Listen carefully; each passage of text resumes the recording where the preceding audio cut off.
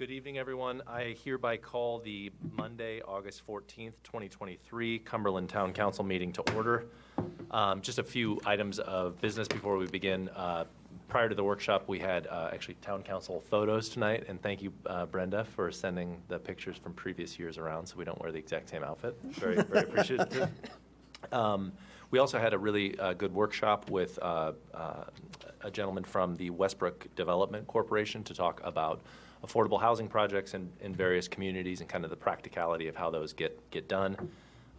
And so now the first item of business is the approval of the minutes from the July 24th, 2023 meeting. So moved. Second. Okay, we have a motion and a second. Is there any discussion on the minutes? Nope. All those in favor? Unanimous, Brenda. Next up on the agenda is the manager's report. Mr. Manager. Thank you, Mr. Chair. Our first item is an update on the senior property tax assistant payments. As you know, Whitney Miller, our communications director, has been leading that charge for several years now. And I've asked Whitney to come tonight to give you an update on how things went and where we stand to date. And there is an additional item at the bottom of your agenda tonight to authorize those payments under number 90. I'd like to talk a little bit more under that item because I know we have a busy agenda. So I'll turn right to you, Whitney, and you can give us an overview. Absolutely. So I've been doing this for about 5 years. 4 or 5 years. This is my fifth one. This year we have so far about 211 residents that have qualified. We had another 1 or 2 today. I apologize. I'm on vacation, so I don't know exactly how many we had today, but a couple more. So we're getting a little higher than we were last year, actually. You'll see our total refunds for owners versus renters here. The average refund amounts, the lowest possible refund is $50. That is the people with the highest income.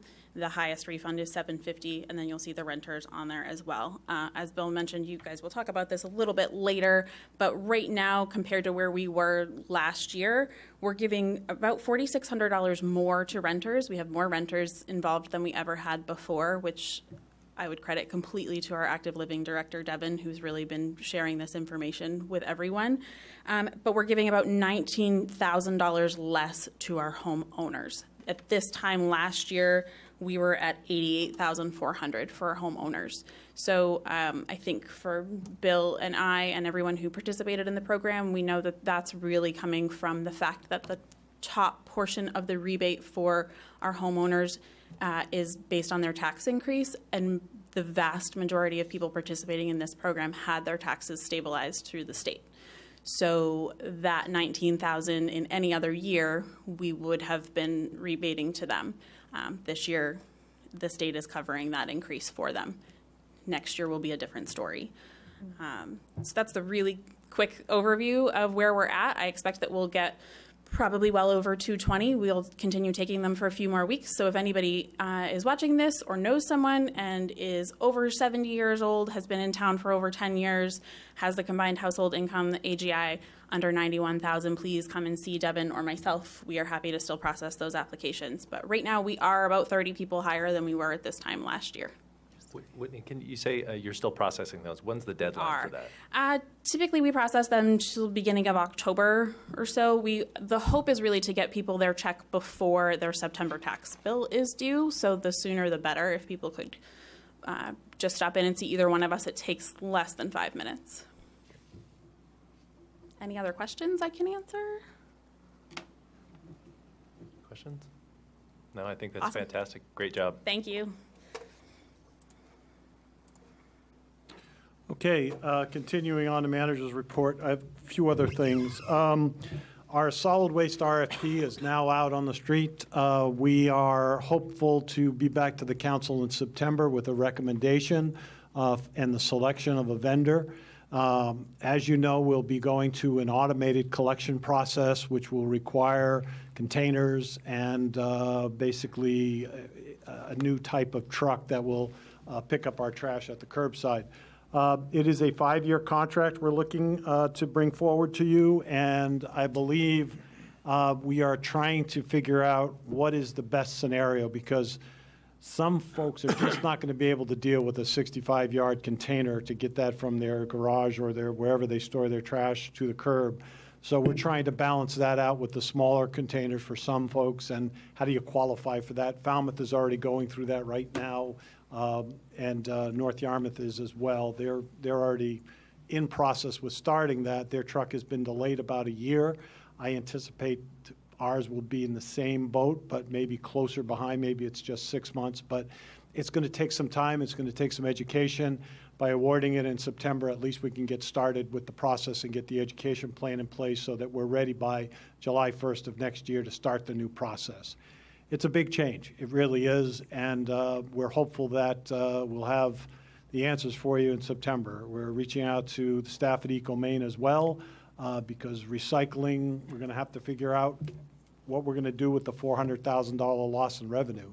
That loss will come because it'll be very difficult to enforce if things are in a green Cumberland trash bag, because there's no one flipping off the lid on your container. The trash can gets lifted by a mechanical arm and it's dumped in the top of the container, so no one sees if they're clink bags or the green Cumberland bags. So we're a little bit concerned about that and how the council wants to deal with that. We'll have a couple of ideas, but we'll have plenty of time to implement it. You know, the bags will be in force until next July, and then we'll figure out what's next after that. Could be anything from a cost to the container or subscription fee or how we implement it. But we also don't want to basically have the enforcement of the bags cost more than the bags themselves. So that can be a problem. Town hall paving, we're going to be starting some paving work and reconstruction work around Town Hall. The construction work will start in about 2 weeks. On Wednesday, you will see, it's going to look very funny, but you'll see a paving company in here very early in the morning, basically paving across the front sidewalk of the Town Hall. That sidewalk has been buried through frost action and through a whole bunch of things, but we're going to be repaving and rebuilding that sidewalk, so there'll be a new stretch of pavement all the way across what we're going to set the new curbing on top of, and basically fix the deficiencies in the parking lot. This whole project is probably going to be a work in progress for the next 4 to 6 weeks. So there's going to be limited parking in the front of the building. All employees will be asked to park in the rear of the building so the public can access Town Hall, and you'll be able to always get into Town Hall. It just will be a little bit slower at times. But we'll be doing the actual larger paving most likely on Fridays and Saturdays when the town office is closed. Road paving, we are starting officially on Wednesday. We'll be dealing with the roads off Greeley Road and working our way around town. We were supposed to start tomorrow, but as you know, it's supposed to rain again. So it's been a big challenge with rain this summer, and we're very happy that we're able to get this going. Main Street sidewalks, difficult project as well, primarily weather as well as materials. Many of you know but I'll just share it with the public as well. We are trying to remove that, I'll be careful on my adjective and description of the fence around the Congregational Cemetery, but that chain and bar look, we're trying to replace it with a granite curb that basically surrounds the entire cemetery. I've been working with Bob Story for about a year on this. The supplier of the granite curbing basically has told us it won't land here until October. So that is going to impede the construction of that sidewalk until then, because we really need to have that in place to rebuild that sidewalk properly and make it look good like we obviously want it to in the oldest cemetery we have in town. So it may be a little bit slower, but I think in the end it'll definitely be worth the wait. So that's why some of the progress has been slow. They worked this Saturday to get a bunch of sidewalks done as well. They are not allowed to work after 7 a.m., between 7 and 9 a.m. Main Street and Tuttle Road are kind of closed off so the buses can get through and we're not impeding school. But they'll continue to battle through that, and I'm hopeful that by the late fall will be completed. And then Bruce Hill Road Waterline RFP update. I'll be looking to send that out to consultants here, hopefully in the next week or so, primarily to look at kind of a phased project approach. We are definitely in need to improve our hydrant and fire protection system in West Cumberland. That is currently being pumped out to West Cumberland via Blanchard and Skillens Road. That has caused homeowner issues along the way, as well as issues in our hydrants. And with a water tank in Phase 1, it may help a lot of the people that are having the worst water issues out on Bruce Hill, but it will also help all of West Cumberland with a very positive flow of water out to that section of town. Water pressure is all about elevation. You've got to get to the right elevation to make it work properly. And we have to get to elevation 410, and the only way that exists is really on top of Blueberry Hill. So the project we had hoped for that was looking to, we were going to piggyback on the Gorham and Wyndham project that never really came to fruition. We'll continue to push that as well while we look at what the alternatives are if we have to go alone on this project, which most likely we will. That will be paid through our TIF funds. It is in our TIF projections for funding, and more to come as those RFPs come in. The council will interview those engineers, we'll listen to their proposals, and hopefully we'll get some good ideas from that process as well. And the final thing I did want to talk about is the article in the Press Herald this weekend about the elderly couple that was battling our healthcare system. Devin Galvin, she's a rock star, and I don't care. That lady has just done an amazing job since she's taken over this process. She is working with them now to get back onto Medicare. She's helping them through what you heard tonight through Tyler, the telemedicine project where you can get online and talk with a physician. And with that process, I think we're going to be able to help them get in a better direction and get those services back to the people that need them most. And of course, while she was there, she said, what else do you need? And now we're going to be soliciting help for a sump pump for the folks too. So if you know plumbers, give me a call, because a lot of people want to help. And I would just encourage people to be respectful of their privacy as well. There were several threads on Facebook, one very not so nice and one very nice. There were lots of great ideas on some threads there that talked about how people can help and how we can, GoFundMe pages, and there was a whole real good list of positive things that could happen. But these folks are private, obviously, and they want to keep their privacy, and that article kind of was was published a little bit later than the process they're in right now. I think they're on a better path, and I think thanks to Devin, Devin had already been talking to them before that even came out on Sunday. So good awareness, a good thing to bring out, because it's not just happening to these folks, it's happening to many. So this has a more positive ending than many do, but it never hurts to call and contact the town. We can do things. We can't do everything. We don't have the social service agencies within our community, but we do have a lot of volunteers, and neighbors have really stepped up around them too to help as well. So that was a really positive turnout. We're also looking to get into the next round of grants for the telehealth meeting services. Is Brian still here? Oh, I think he left. Brian was big into that as well. When he was at the fire department, he was basically dealing with community paramedicine and the telemedicine services as well. So we're hoping to be in that next round, and we're also checking to see how do we skip over that if we can move forward more quickly, because we do have rooms down at the recreation center at Valhalla that could be set up for telemedicine.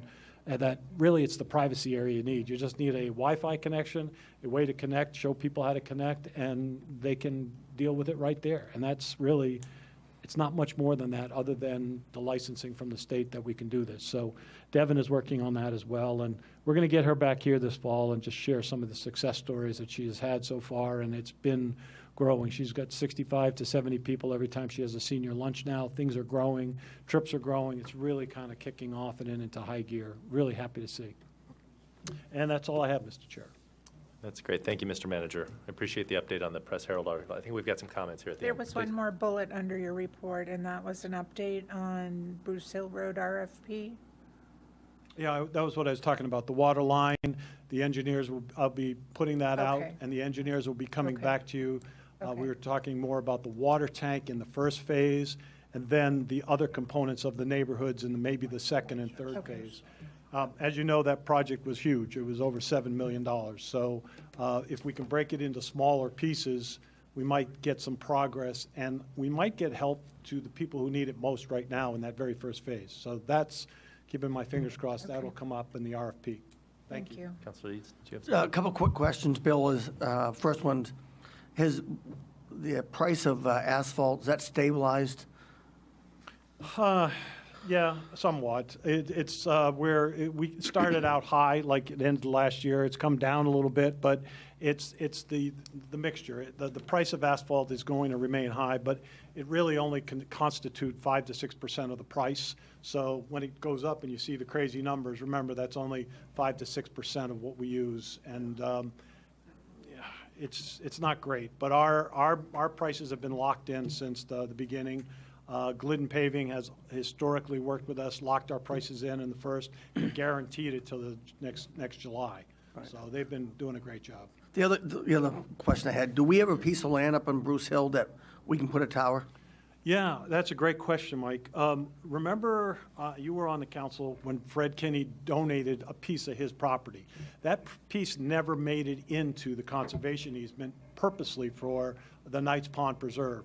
We basically held that piece out because we basically said, we're going to need something someday. We'll be working with the Land Trust. I have told the Land Trust over time. I've got a meeting with Penny Ashman. I think it's next week or this week. I'm not sure. Next week. Thank you, Brett. To talk about that as well, because that'll be a big piece of it. That can actually probably enhance that property as well, because we'll need to have access up one side or the other to get to the tower. So that could improve access to the start of the preserve, through that hill. But that's a great point, Mike. We did keep that out. That is not a part of the preserve purposely. Great, thank you. All set. Any other questions? Okay, thank you, Mr. Manager. We now move to public discussion. Public discussion is for comments on items that are not on the agenda. Comments are limited to 5 minutes per person. Rebuttal comments will be limited to 2 minutes. Public discussion topics may be brought up, again, under new business for further council discussion. So before we invite folks up to speak, I would just respectfully ask, one of the last agenda items we have tonight, the second to last, is 23-089. It's regarding setting the public hearing date for August 28th. I would just respectfully ask if you do have comments on that topic to just reserve those for that agenda item so we can kind of keep all the comments in one section. But for anyone else that has public comments, we would welcome you to come up to the stand and just kindly introduce yourself and your name and where you live.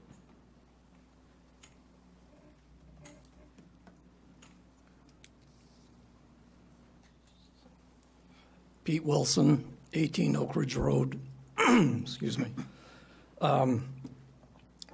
This will be disjointed, but you'll get the message. Used up 10 seconds. I think that the overlays are being overused. I think we should respect zoning that exists.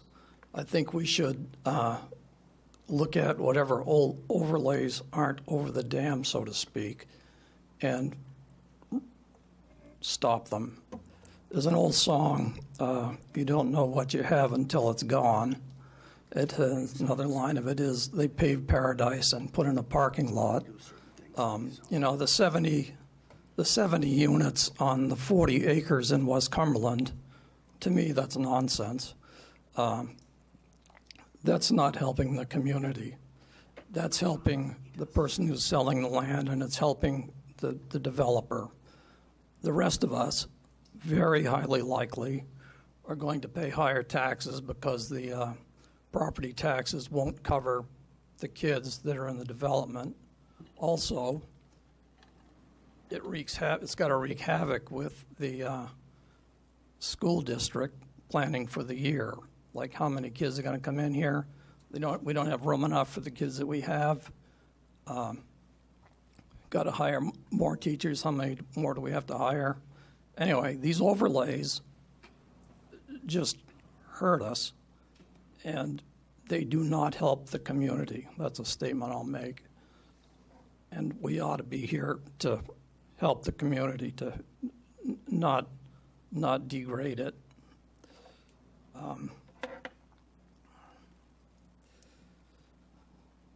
Like, ask yourself, why did you come to this town?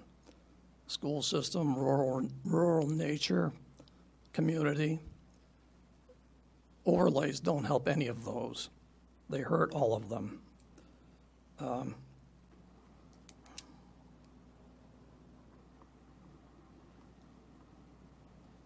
Plus, additional police force needed and town services. Okay, so that I said that pretty quickly. My second item is I had an issue with respect to beavers being trapped on Knight's Pond, and I forgot who it was. I asked to have an item put into the town crier announcing a meeting where I'd gather people and discuss it, and I was told, oh no, we can't do that, that's political. In my view, that's silly. We ought to be able to put things like that in the town crier. That's all I have. Thank you very much. Anyone else? And just a gentle reminder that any comments relating to 23-089 under that agenda item. So does this have to do with the affordable housing? It has to do with affordable housing, but not that specific issue. Okay, please proceed. It's not on the agenda. Okay, that's great. Thank you. You a little nervous? No? Oh, well, you acted it. So I am here to talk about affordable housing in general, and the 71 or 2 thing out there and the Twin Towers that are going up in the village here. I'm calling the 72 out there the sardine can. I've got, names for both. Bill Shane said something tonight that concerns me. He said we don't have the social services for some things to do in this town for people that need them. That tells me that's an indication that we're going to need them for the people that come in for affordable housing, and that's going to mean tax increases. In addition to more police, more fire, additions to buildings.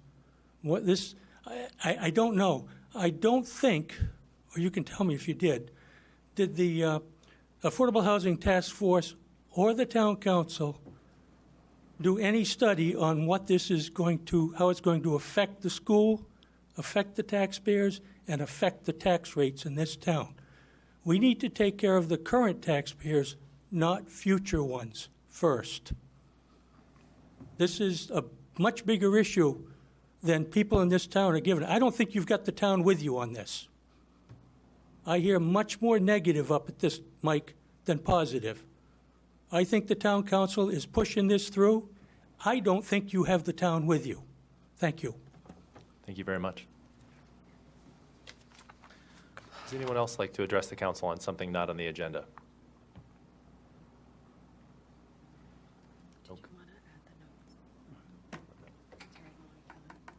Oh, yes. Please, one of our members of our community, Terry Maloney Kelly, was not able to be here tonight. I would just respectfully ask Brenda, she emailed the council earlier, and thank you for reminding me of that. If we could include those comments in the public record for this, that'd be great. Okay, seeing no other comments, we will close public discussion and move on to legislation and policy.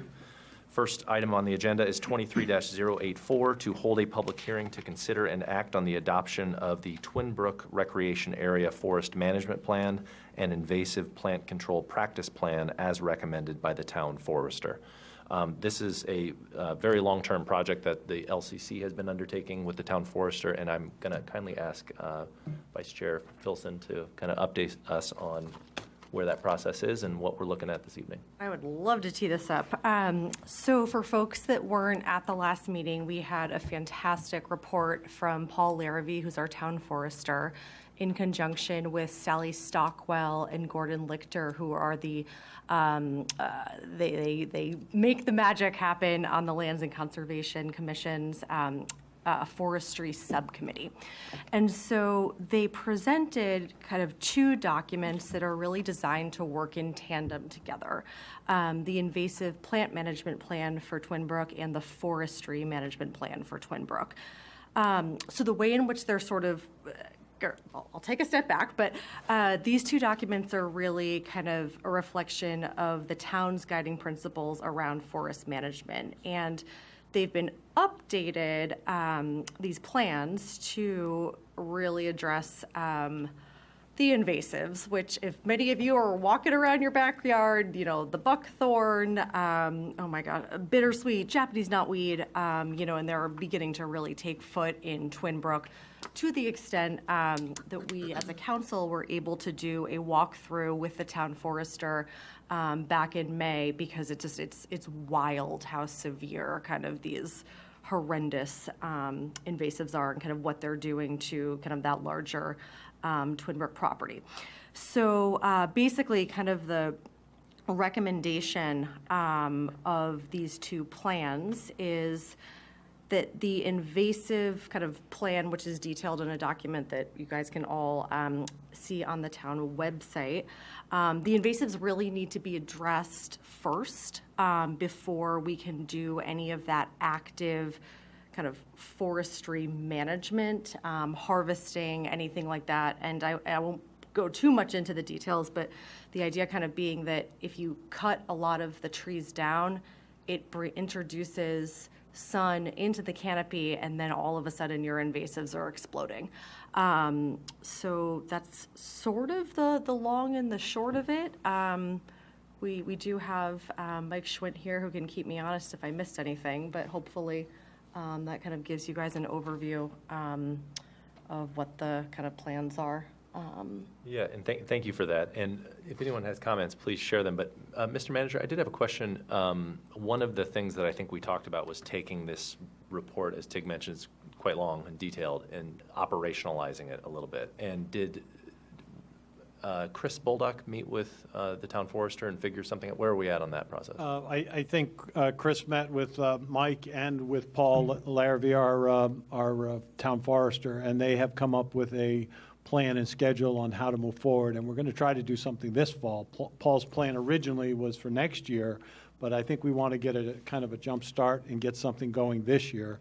I think the bigger conversation was for the grant funding, and if there were more grant funds available, Councilor Filson and I talked today about that. How do we best implement to get the biggest bang for the buck? So that still will probably be addressed as we get further down the process, and probably, I don't know if Mike has any input on that, but I know Paul was working hard on that, and if we can get more money and we can get more done, that would be great. Our issue is that it's just timing. Down two guys at Public Works. The mechanical piece is the easy piece. When you have to do the hand pulling stuff, it's a little bit more labor intensive. Both can be done, but the most expensive part will still be the spraying. So we can do probably 5 to 10 acres a year if it's mechanically done, and we can spray in a pretty, almost like a line going across, if you will. But when it becomes to a spot here and a spot here, and you're trying to do it in 30 acres of forest, it gets to be a lot more time consuming. So the more resources we have, the more we can get done. So more to come, I guess, on that. That's the best way I can describe it. Any comments? Did you have something? Councilor There is King. a Sorry, King. calendar sort of in their report of what and when and where and who. I would like to applaud them on how comprehensive that report is, and I'm thankful every day I never became a copy editor, because I could not. I tried several times to get through. I pride myself on reading every word to prepare myself for these meetings. I'm sorry I didn't get through absolutely every chart or detail. I was having a hard time with those line charts, and I was trying to imagine them maybe like a canopy or something. I don't know what the charts with the different. Anyway, it is incredibly thorough, and I'm confident that Mike has read every word. Great. Do you want to share your goat findings? My what? Goat findings? Counselor Filson? I was just saying on top of that, Shirley, because I agree. I think that Paul also mentioned that when he put this report together, it was going to set us up really well to get money from the state. And that's really, really exciting. And kind of the dialogue that Bill and I had today was, really understanding if we can get a solid pot of money. There's, because we do have 3 folks internally who can do the spraying, but Paul had recommended that we also kind of look to see if we could bring in an outside vendor as well. And if we get a big pile of money, we're going to be able to get more done. And it seems like there is a lot to be done, not just on this property, but all of our forests. There are 3 goat rental agencies in York County. I have not lost track talk of that. about it. 3, and it's actually a national thing. Like if you go out into the Midwest, there are a lot more goat rental companies. But I have not lost track of that, and I do intend to stop by the Cooperative Extension Office in Falmouth and see if Cumberland County has any. I don't know. The Sunflower Farm people were looking to give away baby goats. Yeah, that's an option. Trying to convince Jeff to add some goats to his cow herd. Any other comments from the council? quick. Please, Counselor. Ted, do you see the impression I get from the Lands Conservation that they're anti-logging? Would you say that's correct, or are there? I don't get that impression. I get the impression that we are all terrified of invasives. And that was, Paul, if you recall, he said, because I was rewatching it today, and he's like, invasives are what keep me up at night, and this is what scares me. And to the extent that our only option, once it gets to a point, is to grind it all down and replant everything. And I don't think a lot of people want to use Roundup. I think people are also terrified of Roundup, but when it's Roundup or lose your forests, that's not a great position to be in. Right. And so, no, I think I don't get that feeling at all. I think it's more, we have these beautiful forests. How are we going to keep them and prevent them from just being totally overtaken? This stuff is no joke. I just worry, think about the old growth in there, especially the old softwood growth, because it's not healthy. It doesn't promote a lot of wildlife because the canopy's so high. It basically gets to a certain age, just dies and rots and falls. And the one thing about logging does, it just keeps a healthy forest, because it's nothing but a big garden. And that's just kind of the attitude I've seen from a couple of members of the board, is that we just don't want logging. And I was looking at the recommendation, is they're talking not doing anything till 2033. That's a long ways off to not have any for a big piece of property. That's my concern with going forward with the plan. So that's why I asked the question. Yeah, I do recall from the meeting that there are certain, some of the trees are in better shape than others, right? Depending on the type of tree, and some are appropriate for logging and some are not appropriate for logging. I'm not the forester, though, so kind of, I wouldn't be comfortable giving you a kind of, especially if we're talking about certain areas. But Paul did say that kind of the most, especially when it comes to these invasives, the best approach is to start with the areas that are manageable, and then kind of, if you can, work to those more complex areas. And I think some of the areas that were kind of it comes to a point with those invasives, Mike, that you can't even log anymore, because he was saying that the vines of the bittersweet are basically holding these trees up, and you can't even get in there to cut them down because they're so I don't know. I would follow up with him on it, but I personally didn't get that feeling, but I think, feel free to dig in. Thanks, Ted. Yeah, of course. Questions? Any other comments from the council? Councilor Vail. Well, I certainly support the motion that we're going to have here to implement this plan.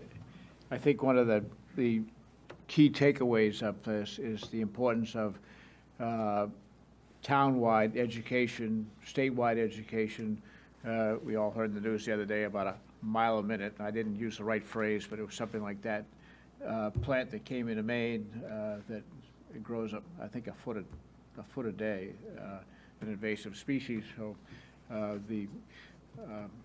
last year I did an addition on Harris Road, and the person owns a pretty significant piece of land, but interestingly, as I looked down into the woods, and actually one day had a chance to walk into the woods, just filled with invasive species and vines and stuff that you really don't want. So it's not, it's forest land, but it's not healthy forest land, and so we need to, change some of our practices. And anyways, I think we have a good plan in front of us, and I don't need to comment any further. Thank you.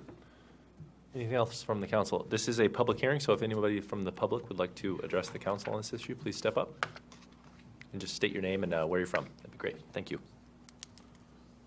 Good evening. My name is John Levitt, and I'm a Cumberland resident.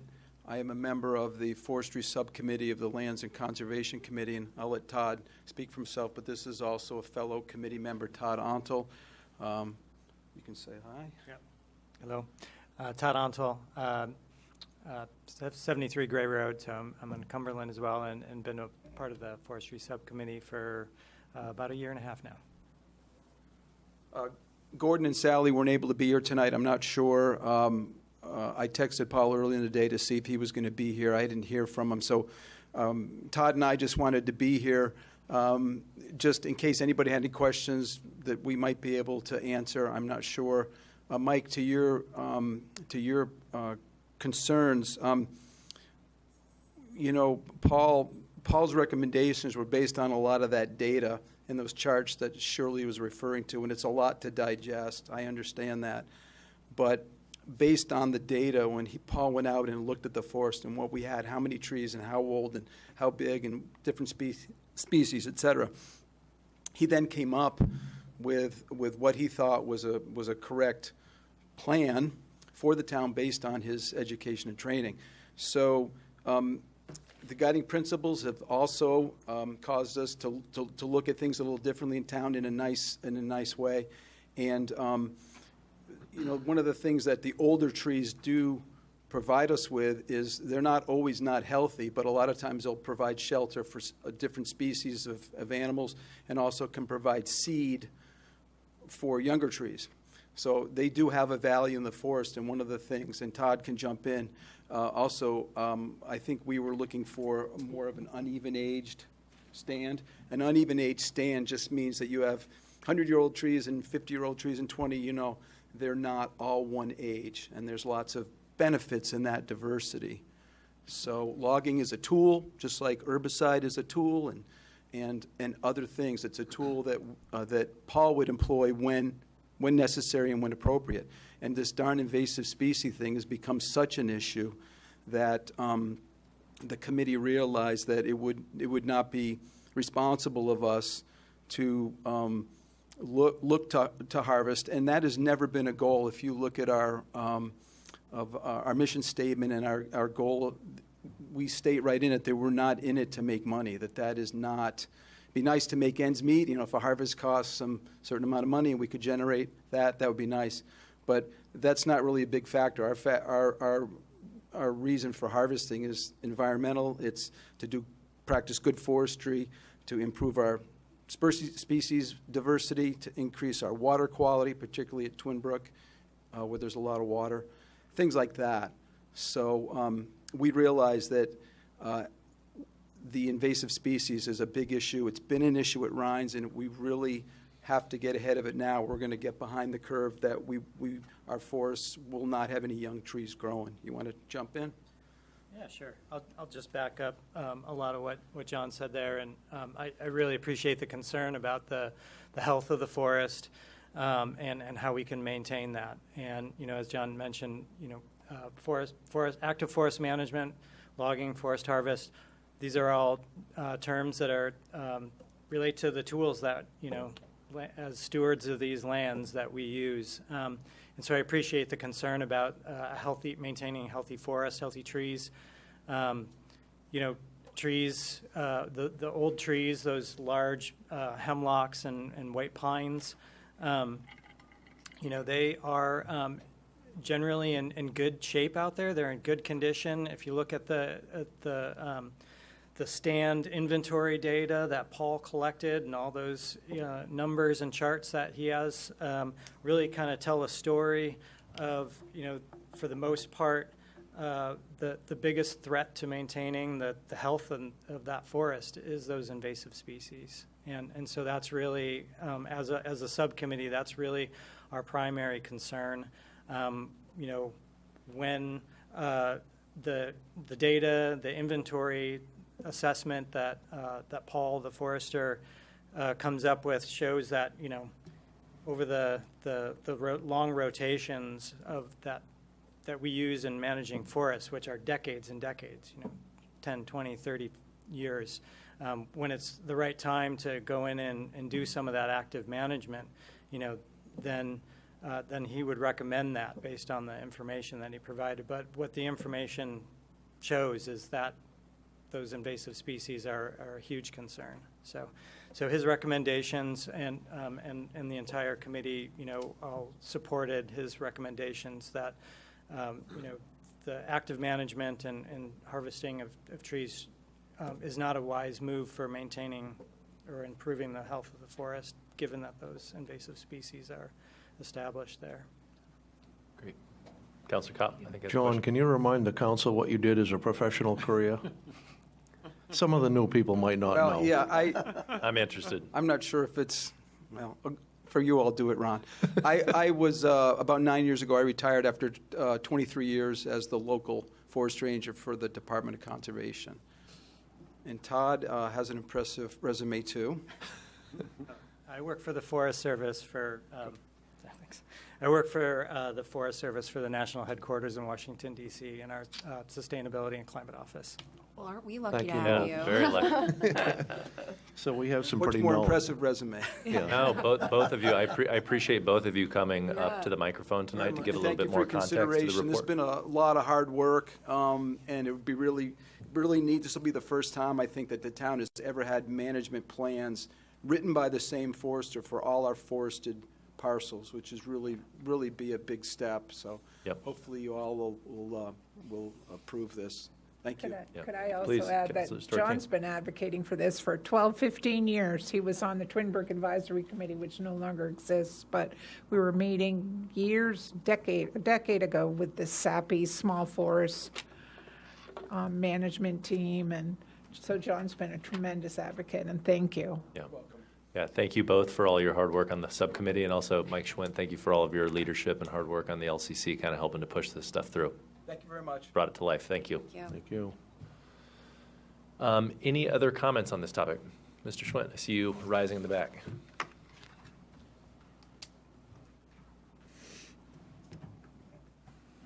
Thank you, Mr. Chairman. Just very briefly, Mike Schwinn, Chair of the Your Lands and Conservation Commission. Counselor, yes, I did read every one of the words I'm sure twice. you did. It took more than a couple of minutes. That's one of the good things about being retired.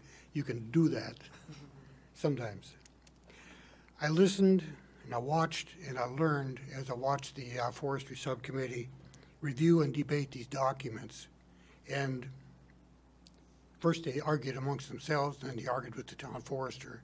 And I think we came out with about as good a report as we're going to find anywhere. These plans are a conservative approach to managing Twin Brook, incorporating the guiding principles that you adopted a couple of years ago, along with forest management techniques that to me make sense for the long haul. But then the final decision is not up to me. The commission signed off on it unanimously. The final decision is up to you, and I ask you that you approve both documents so we can put them in place. So thank you. And Mr. Chairman, if I may, as an aside, Councilor Kopp, a while back you asked about something to show how invasive, so we can have examples of it. I finally figured out, I think, a problem, a possibility. It'll probably show up out front next week. Thank you. Great. Thank you very much. Any other comments from the public or from the council on this agenda item. Ron, a good way to identify invasives are after the leaves fall, they're the only thing that remains, so they don't follow our cycles. I've learned a lot because I've gotten a lot of them off of my own property, so. We're going to get you a goat, so you're going to be the Yeah, guinea pig. and I don't have any goats, Shirley, so. I do have a lot of wild deer, but. Okay, if no more discussion on this topic, I would accept a motion from someone, Mr. Chair, I'll give you a motion. please. I move to adopt the Twin Brooks Recreation Area Forest Management Plan and Invasive Plant Control Practice Plan as recommended by the town forester. Second. Okay, we have a motion and we have a second. Any discussion? All those in favor? Unanimous. Thank you very much. Thank you very much. Next item on the agenda is 23-085, to hold a public hearing to consider and act on the recommendation of Goral Palmer Engineers to make the intersection of Tuttle and Middle Road a four-way stop. This has been tabled to the August 28th meeting, but I believe Councilor I move to King. table to the August 28th meeting. Very efficient. Do we have a second? Second. Okay. We have a second as well? Any discussion on tabling? Discussion on Oh, tabled excuse me. items. There we go. Robert's Rules of Order in action. Keeping you sharp. I like it. Okay. All those in favor to table? Unanimous. We will discuss that on the 28th. Next item is 23-086, to authorize the town manager to accept payment for delinquent and current taxes in the amount of $7,000 on property identified as tax map R07, lot 69, and prepare and execute a lien discharge for the fiscal year 20 foreclosed tax lien. Mr. Manager, please let me know if I'm missing anything here, but I believe this is an instance in which a resident had some back taxes for the fiscal year 2020. They are now making a rather large lump sum payment to cover the outstanding balance from 2020, as well as a portion of that going towards the fiscal year 21 outstanding balance. But that also still leaves a balance owed of a little over $1,000. But I think the motion before us tonight is to potentially accept that so that that prior year's lien can be discharged for 2020. That is correct. Okay. Any discussion on this or comments from the public? I think this has generally been the council's policy that if someone has an outstanding tax liability, that we want to encourage them to come forward to make those payments, and I think this is a good way to do that. So if there's not any discussion, I would accept a motion. I'll give you one. I move to authorize the town manager to accept payment for delinquent and current taxes in the amount of $7,000 on property identified as tax map R07, lot 69, and prepare and execute a lien discharge for the FY20 foreclosed tax lien. Second. Okay, we have a motion and a second. Any other discussion on this topic? Seeing none, all those in favor? Unanimous. Next item is 23-087, to authorize the town manager to accept payment for delinquent taxes in the amount of $300 on property identified as tax map U19, lot 18, and to authorize a payment plan for future delinquent tax payments. It's my understanding that this is also a resident who was struggling with some property tax payments and has been making regular monthly payments to the town. And the goal here is to not only accept 2 previous payments, but also to approve the payment plan process. So I guess you wouldn't have to come back to the council every single month to authorize the acceptance of those funds. Is that correct? That is correct. Okay. Any comments from the council on this? I think this follows generally the same principle. Okay, I would accept a motion if someone's got one. I move to authorize the town manager to accept payment for delinquent taxes in the amount of $300 on property identified as tax map U19, lot 18, and to authorize a payment plan for future delinquent tax payments. Second. Okay, we have a motion and we have a second.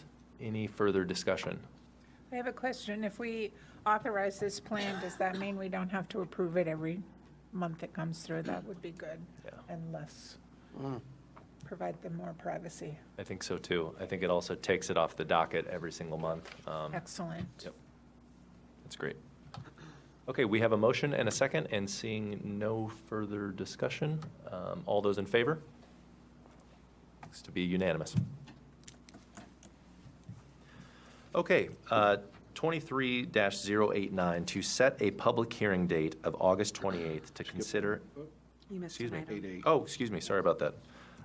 23-088, thank you, Counselor Kopp, to hold a public hearing to consider and act on a medical marijuana registered caregiver license renewal for SSJA LLC, owner Jacob Atchison, located at 217 Gray Road.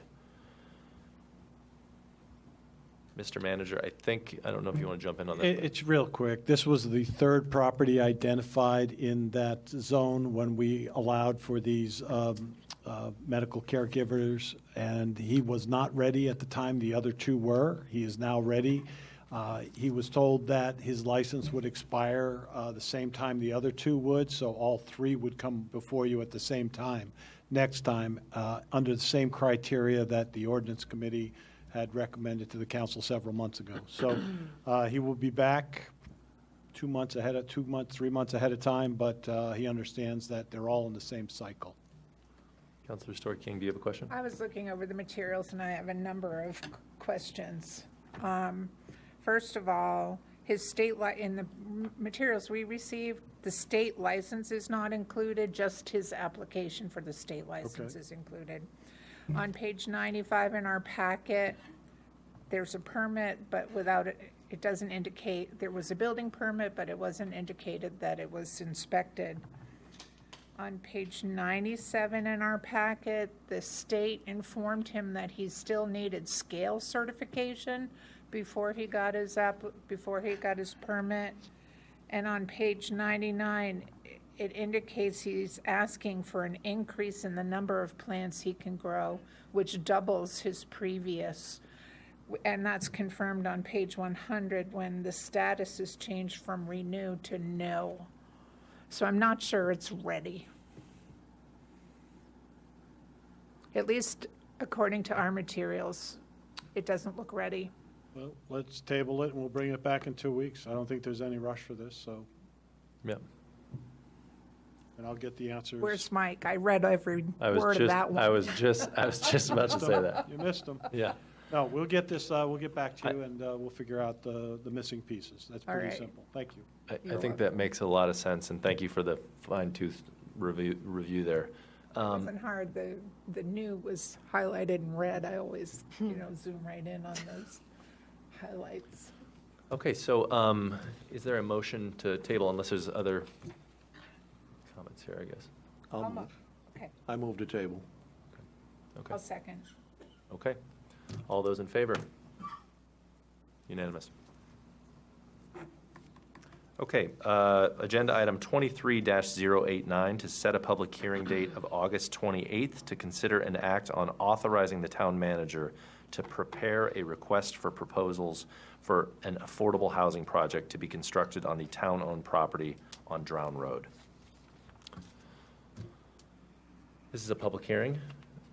We had a workshop earlier this evening with Westbrook Development Corporation. Tyler Norad came, and I appreciate him coming and putting some kind of reality to how these projects go. I think it sounds like this process obviously started with us identifying an issue like every community has with a lack of affordable housing, followed by forming a task force, which then spent several months meeting, coming up with plans and strategies for how do you address those, what are the legal mechanisms and tools that you have to make an affordable housing project and keep it affordable, followed then by kind of identifying this potential lot of land on Drown Road, followed then by saying, well, we want to make sure that this is addressing the right market in our community. And so we had a consultant prepare a very long and detailed report on which income levels and which age groups would best be served, I guess, by an affordable housing project in our town. And I think the next step is trying to figure out how you take all that data and turn it into a real visual project of what that might look like.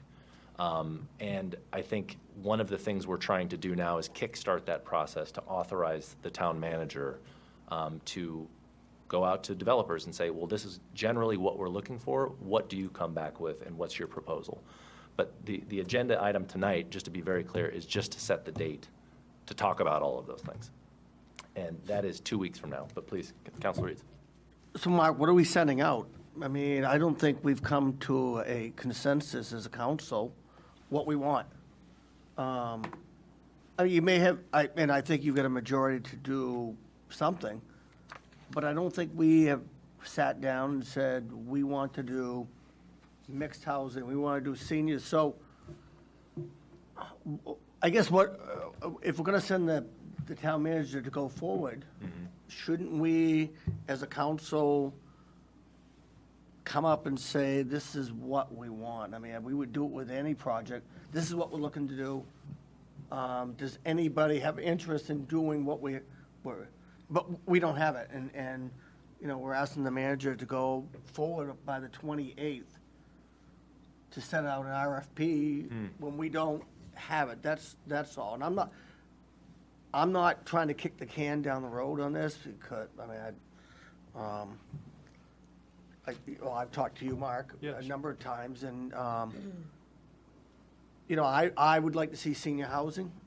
There's a documented need for that, but we haven't come, as a council, with a consensus on doing that.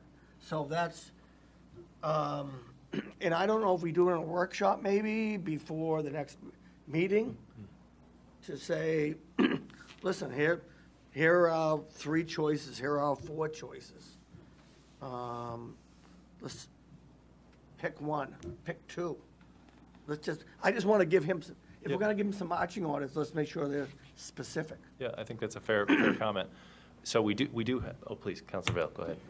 I think Mike is right there where I was. And so my question was going to be to Bill is, did you get enough information tonight at the table to maybe come up with a couple of proposals that we might look at? Or would you like further direction? Because I'm happy to provide further direction right now to help in that arena. No, I think the 28th was intended to kind of finalize the percentages, finalize what we thought we could put into an RFP, and then have the experts come back to us. There are 4 or 5 development companies that will come back to you with different types of schemes, different types of ideas. If you're saying, I want a percentage of each one of these categories, let the experts basically come back and show us what type of state and federal fundings could leverage this to make it happen.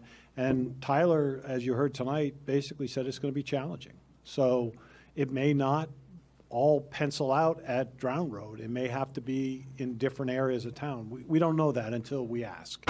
And that's my point, is that we're not going to figure out what the answer is until we put it out to the experts. The last time we did this, we rejected all 3 proposals. So it isn't a done deal until you decide what you want to do when those RFPs come back, when you review them, and then decide what's best for the community. And you may not like any of them. So that's just the first step. I understand that, and I'm supportive of that, but I do think that we should have some broad brush strokes applied to it. We're looking for a mix of housing. We're not looking for just workforce housing. We're not looking for asylum-seeking housing or emergency housing or senior housing. I'm looking for a mix of housing, and I think that I want to articulate that so when you do put that RFP together, that we don't come back with something that doesn't closely approximate what my desires are. And hopefully that's the same as the council. So does that make sense? It does. I mean, I'm a little bit more narrowly focused. I'm not in favor of some of the housing you just mentioned, Bob. I am in favor of, really, for me, 100% senior housing. And the point being, you're where you are, I'm where we are. Bailey may be someplace else. And I think we as a council need to give Bill some specific marching orders, and that's what I'm asking. Yeah, and I will also just add that we do have, oh, please, you had a comment, please? No, I'm with Mike on this one. I think that I still feel like we need to have a deep dive conversation. We've talked with the person who generated the report for us, but we haven't talked about what that report means to us when we read it. You know, I'm not sure that report, I am convinced actually that report doesn't support what we're proposing for moving forward. And it's not just, I just want to go on the record that I'm not concerned just about seniors being able to afford their taxes moving forward, but the entire community being able to afford their taxes moving forward.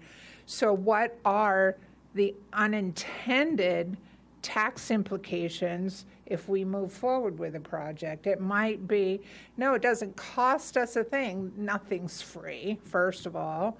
And then what are the unintended consequences? If a house has 4 students in it and it turns over and it has 4 students still in it, that's a net gain of 0 in the school system, right? But if you have a house that turns over, you know, with, that didn't have any students, and then you add more students in an apartment, then you've got those students in addition to the 4 that have moved into the house that had previously had students in it. I know that example isn't totally clear, but when I dug into the data in the report, there are 13% of households in Cumberland that earn less than $50,000 a year. We can say that those might be retired people, but they also might be moms and dads where mom has decided to stay home with the kids because daycare is too expensive, or they're working part-time when they used to work full-time. There are 1,122 households in Cumberland that make under $100,000. That's 38% of our households that make less than that. So I guess my concern is, does that report really support some of the ideas we're floating out there? I'm not convinced that they are. And, you know, I would love to see a nursing home. I'd give 20 acres to someone to build a nursing home or skilled care facility in our town, or an adult daycare center. Is that what we really, is that the population we really need to be helping? You know, so I guess I'm with Mike in that I'm not comfortable in asking for an RFP when we're not clear what we want in that proposal. Yeah, and I think those are fair comments. I would just add before we open it up for additional comment too, we do have the Housing Task Force that spent many, many months looking into this issue and came out with a recommendation that there should be a mix. It shouldn't just be age restricted, it shouldn't just be family, there should be some type of mix of projects. We also, I believe, have the LDS market housing study from the consultant who came back and said, you don't have the demand in your town to build a senior-only facility. You also don't have the demand in your town locally to capture a family-only facility. So they recommended a mix as well. So that's 2 documents from kind of professional organizations that have looked at this issue that are kind of giving us what I view as the guidance in which way we want to go, which to me would be a mixture of these different types of products and not just senior, even though I do think seniors need to be a very significant portion of whatever we build. My concern is that by just focusing wholly on seniors, we're going against what the market study indicated we should be doing. And 2, we're also neglecting a huge portion of the population that you just talked about that could be a young family making less than $60,000 a year or $100,000 a year.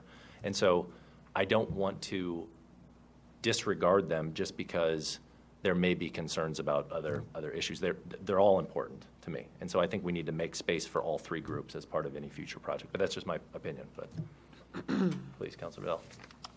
2 things. I think the consultant that was here this evening from Westbrook Housing Authority, his one example really struck out at me. If you take away high-end housing, it forces the market downstream. So there is no lack of high-end housing or the people who have the money to come into this community and buy and build high-end housing. That's never been a problem. As long as I've lived in this community, there's been no lack of people who've come into this community with money and either have bought up farms or built estates down on the Foreside or otherwise affected how they wanted to impact their personal change in this community. So we can try to narrow down or broaden out the request for the RFP, and we can say, well, that doesn't match my desires, and that doesn't match my desires, and we might not get there. But I think that if we allow the RFP to go forward with the broad brush strokes that I see, and that everybody else perhaps can chime in on, we can come back and see what the proposals actually look like. There's nothing that says that, once that RFP goes out, that we've committed ourselves to a course of action. And I said this, 2 years ago, this is an opportunity for us. This is not a limitation, and it's not a indictment, or it's not a decision to spend any taxpayer money or do anything like that. This is an opportunity for us to see what can be done. And, we may be surprised. We may not get anybody come back with anything. The market may not provide that. But that being said, in Sunday's paper, and Shirley said she read that, if a guy can do this down in Wells, I'm convinced that there's an opportunity here for us to do something in our town. And I think that, as much as I'd like that nursing home too, and that elder care facility, that continuum of care, we also need to address workforce housing and the opportunity for young people to move into this community. All kidding aside, when I went on the school board 22, 23 years ago, I used that opportunity to come down and try to shoot down a building project that was before the planning board because of the criteria that had to be signed off on what was the impact on the schools. And I said at the time, the schools are full. You can't approve this project. Well, as it turned out, it had no effect. State law says you can't do that. You have no say in that regard. That doesn't mean that we just go build willy-nilly and force ourselves into stacking up school buildings left and right. That's not going to happen. But the fact of the matter is that developers will take opportunities for land that comes up for sale and build something here without regard to the schools, without regard to the impact on the traffic, the infrastructure. Developers work on what's best for their own back pocket. And so the obligation for, or at least the incentive for me, is to look a little bit further than that and look a little deeper and say, what can I do to make this community a better place? Well said, Okay. Bob. Councilor Kopp? What we're talking about tonight is setting a public hearing, setting a date of August 28th for a request for a proposal. We're going to send this out to all the players in the game. These are the experts that do this, that will come back to us and say, this'll work, or this'll work, or this and this together might work. This is just a request for a proposal. I think we're asking the experts to give us advice. Yep. I think by setting the date, we may get 6 proposals. We might not like any of them. We might get somebody that comes in here with a proposal that says, why didn't we think of that? I think that's what we're looking at. So I have no issue with setting, and Mike, I know where you're coming from, but I don't know if they'll all come back and say that seniors will work or that seniors won't work. Yep. But these are the guys that do this every day that we're asking them for their advice or their proposal. So I don't think there's any harm in setting the date, to be honest with you. That's just my take on it, so. Any comments from the public on setting the date There will obviously be, I'm not going to support it just because I get nervous in our process that we get too far down the road and there's no turning back. You know, we get down and we're like, yeah, this is what we want, this looks great, and we don't take enough time to do the unintended consequences or the long-term vision. So I'm going to start now by not supporting putting it on the agenda, just because I don't want to be at that place where, geez, we've got this great idea and this company has already put in $40,000 worth of planning and effort, and they're the experts and we need to pay attention. I'd expect the experts would say, what is the impact on our tax rate? Not our kids in school, but our tax rate. Because what would that do to the workforce housing that's already living here? I agree. I'd love to see more people in the workforce living here.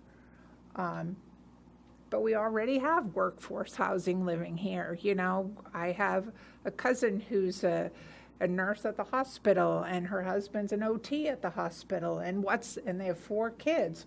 What's that going to do to their household budget if their taxes go up $750 a half a year or $1,500 a year?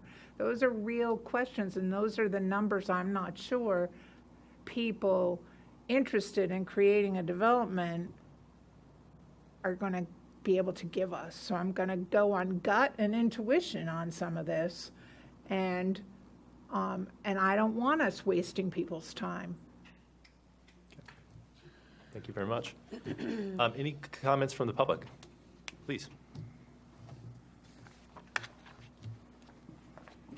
Bruce Trowan, 292 Blanchard Road.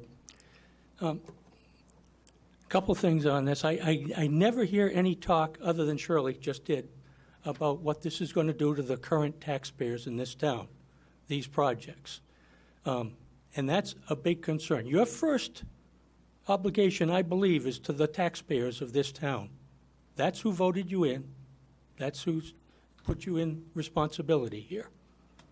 I don't think anybody asked you to grow the town. I think they asked you to take care of the tax thing and take care of projects that people bring up to you that they want to do. So my real question here, though, is the process is such that laymen like me do not understand this process. The 55-unit senior housing on Route 1, I think it's on Route 1, it's on the Forsyth somewhere, that is, apparently is on TIF. It's a TIF-financed area. I looked hard to find where that was voted for by the council and couldn't find it. It went through the planning board. So my question is, a project like this, what is the planning board's role in this, and what is the council's role in a project like this? Can somebody tell?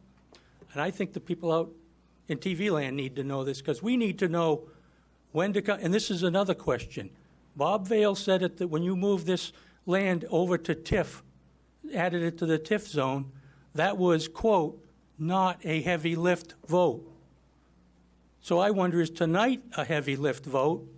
When are we going to heavy lift vote going to be that we need to show up for?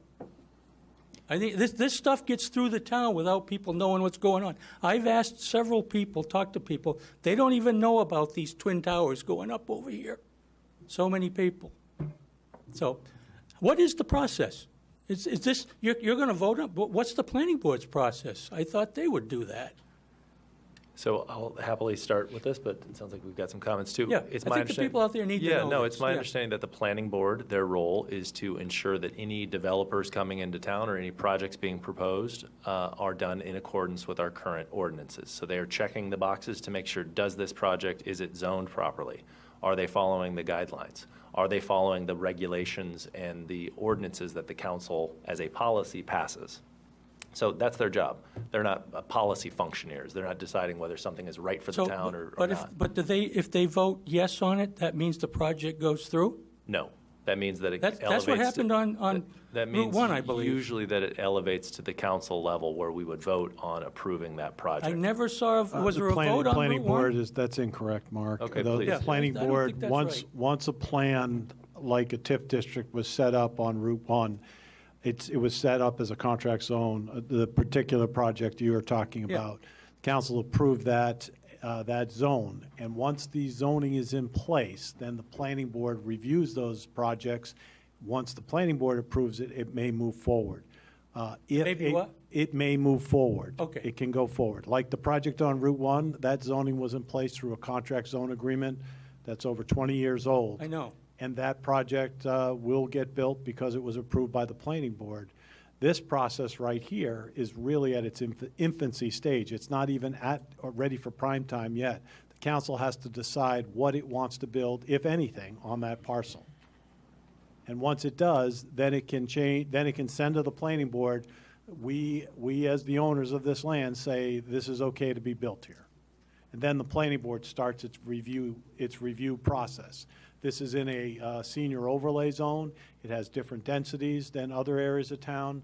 And the twin towers that you talk about were an exercise to see what would be the maximum number of units that could be built in two types of different buildings. That's all that was. And we don't know if that can even be built. We have conflicting reports that say maybe a different type of project should be built. So when are the heavy lift votes, so that we can be here for them? Once the RFP is accepted and a developer is chosen to move forward. Let's, for the people out there, what is an RFP?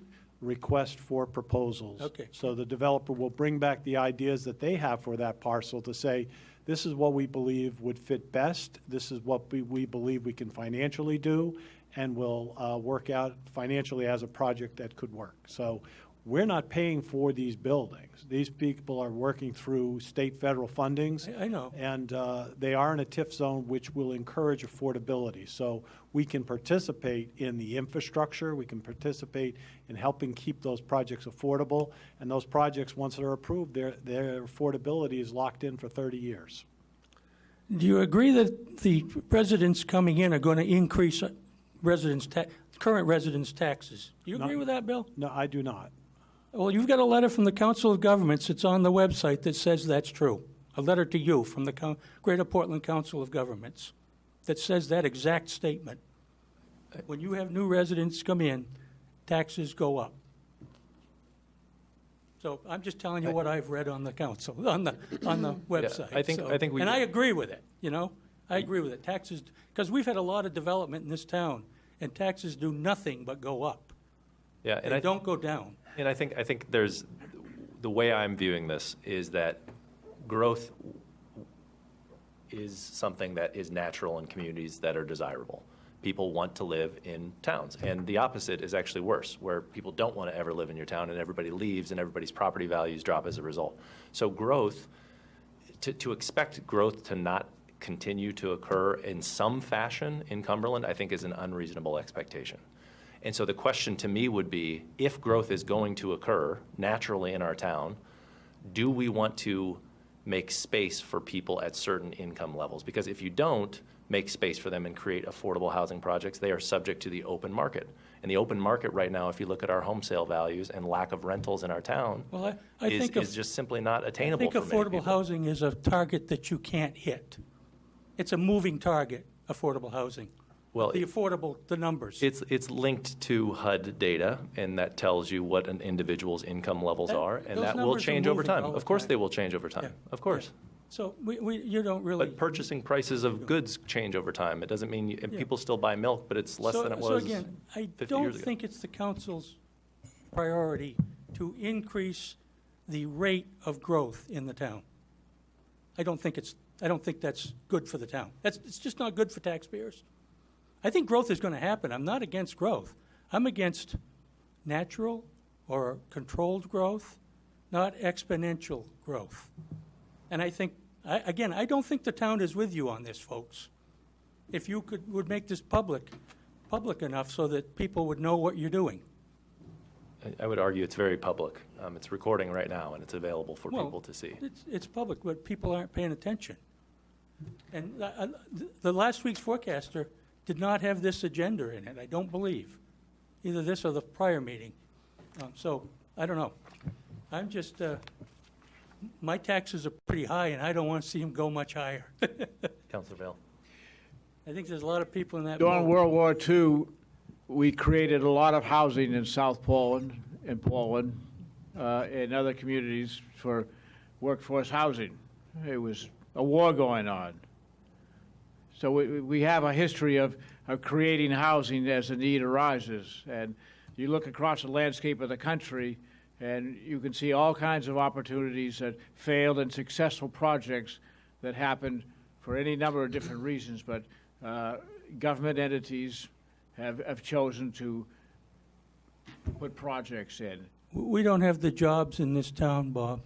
That's beside the point. is? You have asked about creating housing, is. and you know we can sit here and we can do nothing, Yeah, and that's fine. You know, I don't choose to do I'm that. not saying do nothing. I'm not going to sit here and do nothing. I'm going to look to the future. I'm going to try to make an opportunity for my community. If I fail, I fail. But I'm not going to sit here and do nothing. The only thing, Bob, is you're putting the cost of this on to the taxpayers, I have not not yourself. done that. I have not done that. When we have a This is gonna cost concrete taxpayers big proposal money. before us, Yeah. when we have a proposal before us, part of that analysis that we've done by this board is what is the cost, if any, to the community? You haven't done that. We haven't done it because we don't have a proposal. But when we have a You've got proposal, one down on that you're building down on Route 1. I'm not building, that's a private development down there. I know, but it's going to increase taxes here. So anyway, Anybody buys a piece of land and builds a house on it and has 8 kids is going to cost the rest of us money, right? Bob, you That's- don't listen to other people. I'm sorry. Thank you. I'm done. Thank you, Bruce. But no, I'm not done. When is the heavy lift vote going to be so I know to be here and so I can tell other people to be here? This is not a heavy lift vote. Bob, is this a heavy lift vote? That's what you called the one at the when they made the TIF zone fix. That was not a heavy lift vote, according to you. Is this a heavy lift vote? I don't believe it is. I don't either, but when is the heavy lift vote going to be? When we have a real project presented before us and we have some real costs that we can So is the evaluate. 28th the heavy lift vote when we authorize the town manager to go forward? We won't That's have not. anything before I us think then. Shirley would disagree with you, but anyway, Did you have I something, think it is a heavy lift vote. Councilor Douglas? Yep, can I Thank ask you. you a question? What is it you prefer that we do then? What's that? I said, what is it you prefer that we do? That we do? Yes, That because we- you just said to Bob Vale that, Well, I guess not I've already doing said what anything. I prefer you to what, do. can you walk me through it one more time? Oh, I'd like to, Bill Shane brought up that we don't have the social services in this town to do with that person that is having health problems. But in general, we don't have the social services in this town to take care of people that are low income, that need services. You realize that elderly people also need social services, right? Like, there's Oh, all I- types of people that need social services. Yeah, I do. Anyone in this community can But need we've them. said that we don't have them. We're going to have to ramp them up with more people. I'm not saying we shouldn't have them. I'm Okay. saying they cost something. And having more police, we're going to have more crime. We're going to have crime problems out in that sardine factory that I'm calling it. I think that's an People are too tight. assumption. They get into Yeah. tight things. You know, you look at Westbrook and towns that have grown, that's where crime problems are. Okay. They're coming with too Thank you. fast growth. Again, this is my opinion. I don't expect everybody to have the same opinion. You may not have the same, but major thing I think we need to do is the task force and the council and the planning board, nobody's looked at what is this going to cost taxpayers. I think we'd like to get an assessment of what it costs, but we can't get that without putting out an RFP. Thank you. Well, I'm going to hold you to getting one then, okay? If you That's what said- we'd like to vote on, is to understand what this costs, Yeah. right? I'm not And talking what- about the cost of building, I'm talking about cost No, I of know, services. the taxes, I understand. Is it going to increase police? You can do studies about this. Will it increase police? Will we need the police to build a police station because the police force gets bigger? I know that's been a topic. So one of the things too, and I think these are large macroeconomic questions that Yeah. you're talking about, which is We gotta fair, consider 'em, right? though. Right. No, that's fair. I think another thing to think about with these projects, these aren't if something comes to us and it looks like it's a project that we want to move forward with, this isn't being built overnight. This is something that can be phased in over time. Certain groups of housing are built first, the other ones are built next. So this isn't an overnight situation where, boom, we have all of these new units up and running. So I think it's complex to try to figure out what that effect would be on the immediate tax base. But by doing nothing, I think the concern is that we're exactly where we are, probably in a worse situation with affordability, with the lack of affordable rentals. Right now, about 20% of our renters in town are paying more than 50% of their income in rent. That leaves no money for saving for down payments, for healthcare, for anything else. Food, with the cost of everything is. So something needs to be done, and I personally view that that's the role of government, is to try to figure out how can we take care of I agree. the folks and make the structure concretely work. help them, but I think it's a little bit of pie in the sky. This is a moving target you're trying to hit. It's a moving target. It's Well, not that's going to what be we're the same target when you trying. do it. We're trying, right? Yeah. Like, we're putting ourselves out there to try. And I think agree. that's. I think it's much easier to Yeah. hit a moving target when you're doing a little bit, not a lot. We're not doing a lot, though. We're trying to get the proposals. Let's some of the I folks think it's a have lot. chance I to think it's a lot in this questions town. here, please. Thank you, Mr. It's a Sherman.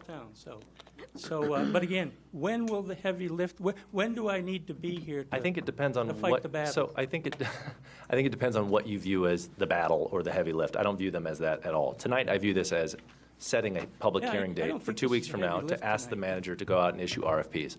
That will take some time for those RFPs to come back, assuming that passes.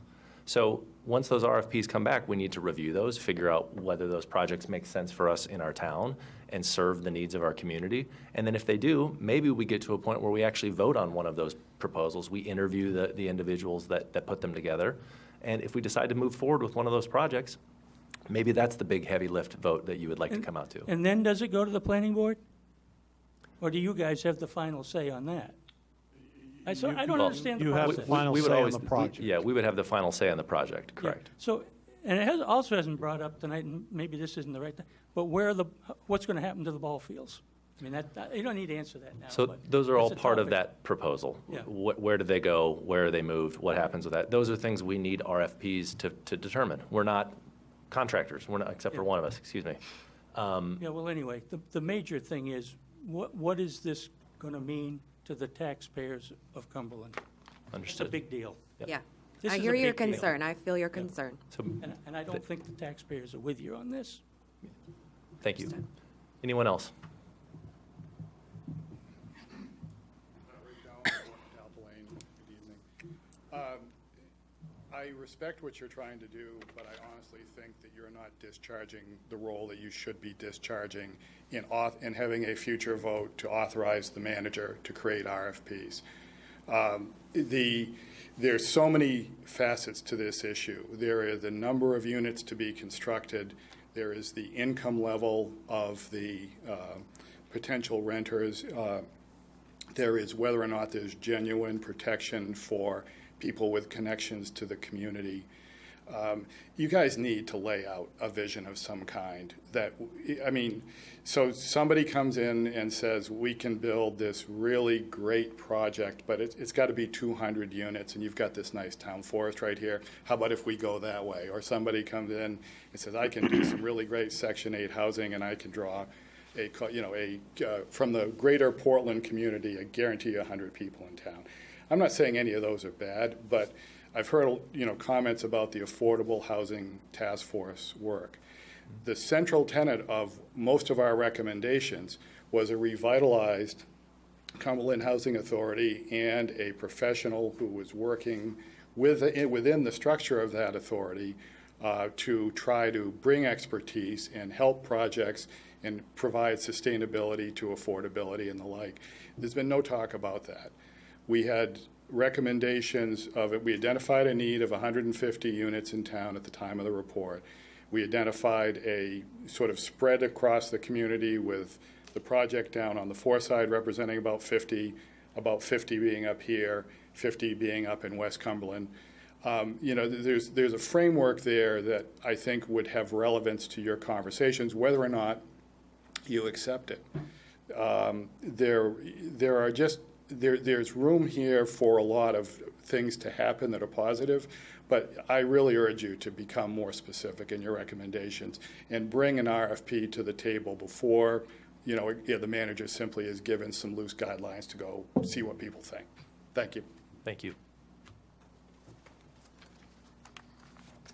As you know, I never speak at these things. I want to correct a couple of things. Can you please state your name and where you live? Do I have to? Janice Spalding, West Cumberland. Thank you. And two things. We need to do our part.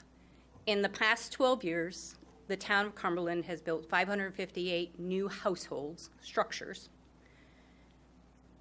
20.6% increase in households in the town of Cumberland. Same period of time, North Yarmouth built 18% additional households.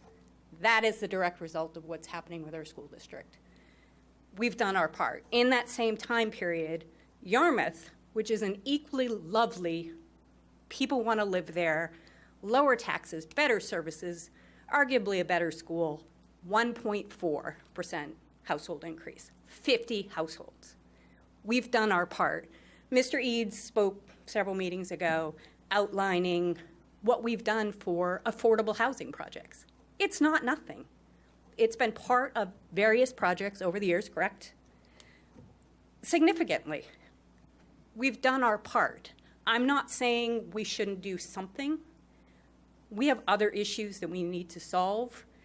Whatever we need to do, or whatever we do, has to not exacerbate those issues. We have a looming revaluation.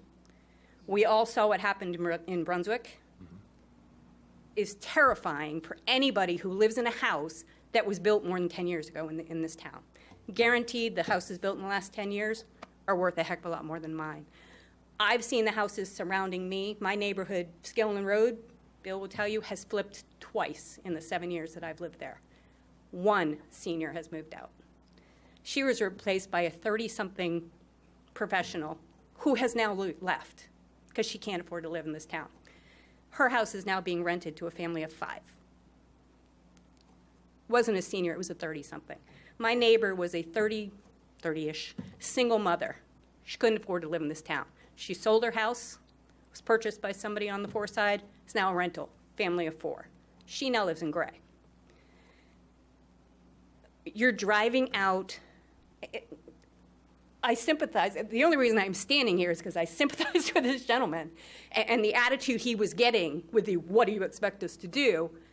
We're terrified of losing our homes. I bought my house 7 years ago, $219,000. Cumberland, $219,000. Identical house next door to me, sold for $400,000. I know what my revaluation's gonna be. I'm terrified I am not going to be able to live in my house. Not every senior in this town, and I'm not a senior, even though I fit under the age, whatever the program is, Aging in Place program. Not every senior in this town has a paid-off mortgage. Not every senior in this town has a pension. The average Social Security in the state of Maine is $1,700. You bought my lovely little house, $200,000. You're going to end up paying $400, $500, $600 in taxes. That's a huge bite out of Social Security. So stop thinking everybody in this town is wealthy. Stop thinking every senior in this town is just paying taxes. Stop thinking we can all afford a little bit more. We can't. We're worried about losing our homes. We're worried. I'm picking up a second job, for Pete's sakes, this fall. Why? I make a really good living. I'm a one-income household. I bought a house I could afford in a town I wanted to live in that I presumed I was going to be able to afford until I retired. I'm 7 years in, and I'm now looking at, should I stretch it back out to a 30-year mortgage? I'm going to retire sooner than 30 years, maybe 15. So I urge you to look at the numbers that you published, for Pete's sakes. 20.6% growth in the past 12 years. I looked at, just out of curiosity, because those numbers started in 2010, at the annual report from 2010. That town council talked about the extraordinary growth in Cumberland, which was over 20%, which was far exceeding the state of Maine and comparable towns. It's us. It's something we're doing. People want to live in Yarmouth. People want to live in Cape. People want to live in Scarborough. People want to live in Falmouth. And yet we far exceed their growth. Why? So I urge you to, one, respect the fact that people, we're terrified. We're absolutely terrified of hanging onto our homes, being able to afford our homes. I wrote you a long letter, and I have said, I will do whatever it takes to maintain my home. I'm very smart financially. I will mortgage the hilt out of that thing to stay in that house. My 81-year-old mother has lived in Cumberland for, I don't know, 1964, however many years that is. She will die before she gives up her home. I'm terrified of what's going to happen in the revaluation for her home on Greeley Road. We can't afford a $100 million school. We can't afford, from that 20.6%, if Bill's numbers are right, about 30% of the town having children in the home, that was about 300 kids right there. This project, 110 units, if 30% of those are families with, name it, 1.5, 2 kids, how many kids in school is that? We haven't even solved that issue. We haven't even built the school yet. Whoever said we're not going to stack school on top of school on top of school, of course we are. Of course we are. Yep. So there's more to solve than lower income folks, which we're not talking housing for homeless vets or asylum seekers or people making the main average of 60,000 or whatever it is, median income. We're not. We're talking $1,800 for a one-bedroom apartment to $3,000. My house, the house next door to me, is a rental for, I believe, $2,600, 3-bedroom home. This isn't affordable housing. But what it's going to do is further squeeze the district, which is going to squeeze taxes, which is going to put all of us right where we are now, which is afraid of losing our homes. So I urge you to respect. I understand the frustration. I know how tough this has been. But you have to realize where we're living, which is we're not all wealthy. We're not all, I'm under $100,000. I'm under your median income. We're stressed, we're panicked, and we're afraid. And respect that. Yep. And find solutions for the people who live here. Find solutions for the school district. You know my feelings on getting back control of that 70% of the mill rate. Find solutions for the people who voted for you to be in office so that we can continue to make this the town that it's always been and that it will continue to be. Thank you very much. Appreciate you sharing all that. Arnold Klugman, Bradbury Way. I think the town council is acting irresponsible.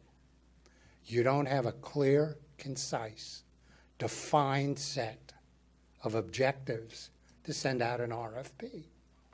Without giving that to the town manager to send out, you're trying to build a car by saying, I want something that'll take me someplace. Is it a plane? Is it a car? Is it a bike?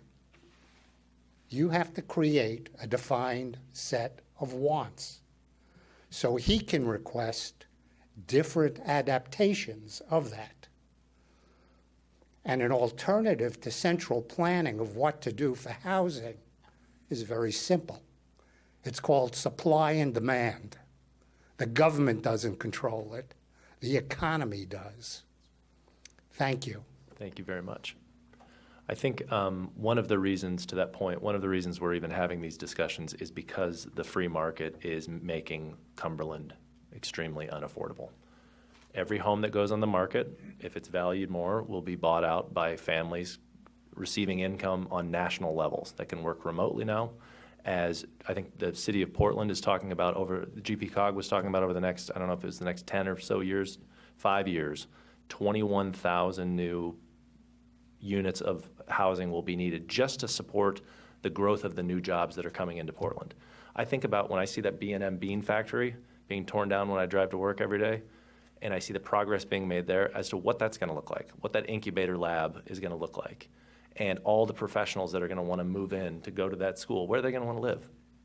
They're going to want to live in Cumberland, and they'll have national salaries, and they'll buy out families that can't afford those. And my concern is if we do nothing, that free market, which is wonderful, does wonderful things, can also have very severe consequences for people in certain income brackets as well. And so I appreciate, and I just want you to know, I hear everything that folks are saying, and I appreciate you coming up and speaking. I know that is not easy to do. And I think getting an RFP together will help us further define what that is. I think we have what we need to ask developers to come back to us and say, what are you even financially able to build? You know, what does the economic study show is supportable in our town? Is it just seniors? The report that we had said, hey, I don't think you should just do a senior unit. Is it just families? The report said, I don't think you should just do family housing. But you clearly have a need for more affordable rental housing in your community, and it should be a mixture of those. I know other counselors have shared their positions that they would prefer senior only. I respect those positions. We've talked about it quite a few times. I think that's great. My concern is that what that does is it opens up all of these other homes that are just going to be bought out by folks from other states. And it doesn't make space for, we know there will be growth in the future. And so why would we not make another seat at the table for folks at a certain income bracket so they can afford to live in Cumberland? Because if you leave it to that market, they will not be able to afford to live in our town. Correct, they don't have to, but I think there are a lot of studies that talk about the diversity of economic backgrounds and how that creates a better, more livable community for all folks. So with that, this agenda item, unless there are any other public comments, the agenda item is to set the August 28th date as the date to request the manager to issue an RFP. Do we have any other council comments? I know we have one counselor who appears to be abstaining from the vote. I believe we have one extra public comment. Please. Scott Jordan, Cumberland Foreside. Is there an actual framework with your request based on your the meeting that you had prior? Do you have a framework for this RFP? It sounds like so far what I've heard, there isn't. I mean, that's what I've done for a living is RFPs, and it doesn't sound like there's an actual framework for this. If I understand the agenda item, the request is for the town manager to prepare an RFP, not to issue one. That's not what I'm asking. So your answer is no, but it doesn't align with what the request is for the agenda item. But you have, Mr. Representative Vail, Councilmember Vail, you have to know what you're asking the manager to go out and ask for. To Mr. Klugman's point earlier, are we asking for a bike, a car, a plane, a rocket ship? Are we asking for a high-rise? Are we asking for affordable housing for seniors? You don't. So I would argue, I think that's, I understand the concern there. I do think we have enough data to start preparing the framework for an RFP, which is what the agenda item is asking the manager to do. What's the RFP for? So what is it for? What is feasible? Yeah, what is feasible what is feasible affordable housing that you can actually financially develop? I mean, because if it doesn't pencil out for a developer, they're not going to move forward. And so if we said, hey, we just want family housing here, maybe a developer's, and we say, hey, we want it at this income bracket. Maybe a developer comes back and says, that's not financially affordable. We can't get the tax credits that we need to be able to make that project financially sound. And then we have the policy considerations of, do we just want this to be senior? I think there are some folks on the council who say, yes, I would support that. There are others on the council, such as myself, that would like to see a blend and a mixture that aligns with what the consultant said we should be doing. So again, it's about what can you create where you receive the tax credits that make something affordable that aligns with, again, what the consultant recommended, which is a blend. It's also what the Housing Task Force recommended, which is a mixture. So from a safety perspective, so I live down on the Foreside in the 45 lot development, Mr. Manager, you know where I'm at. We have the market rate apartments are literally right next to our house. Correct me if I'm wrong, Mr. Manager.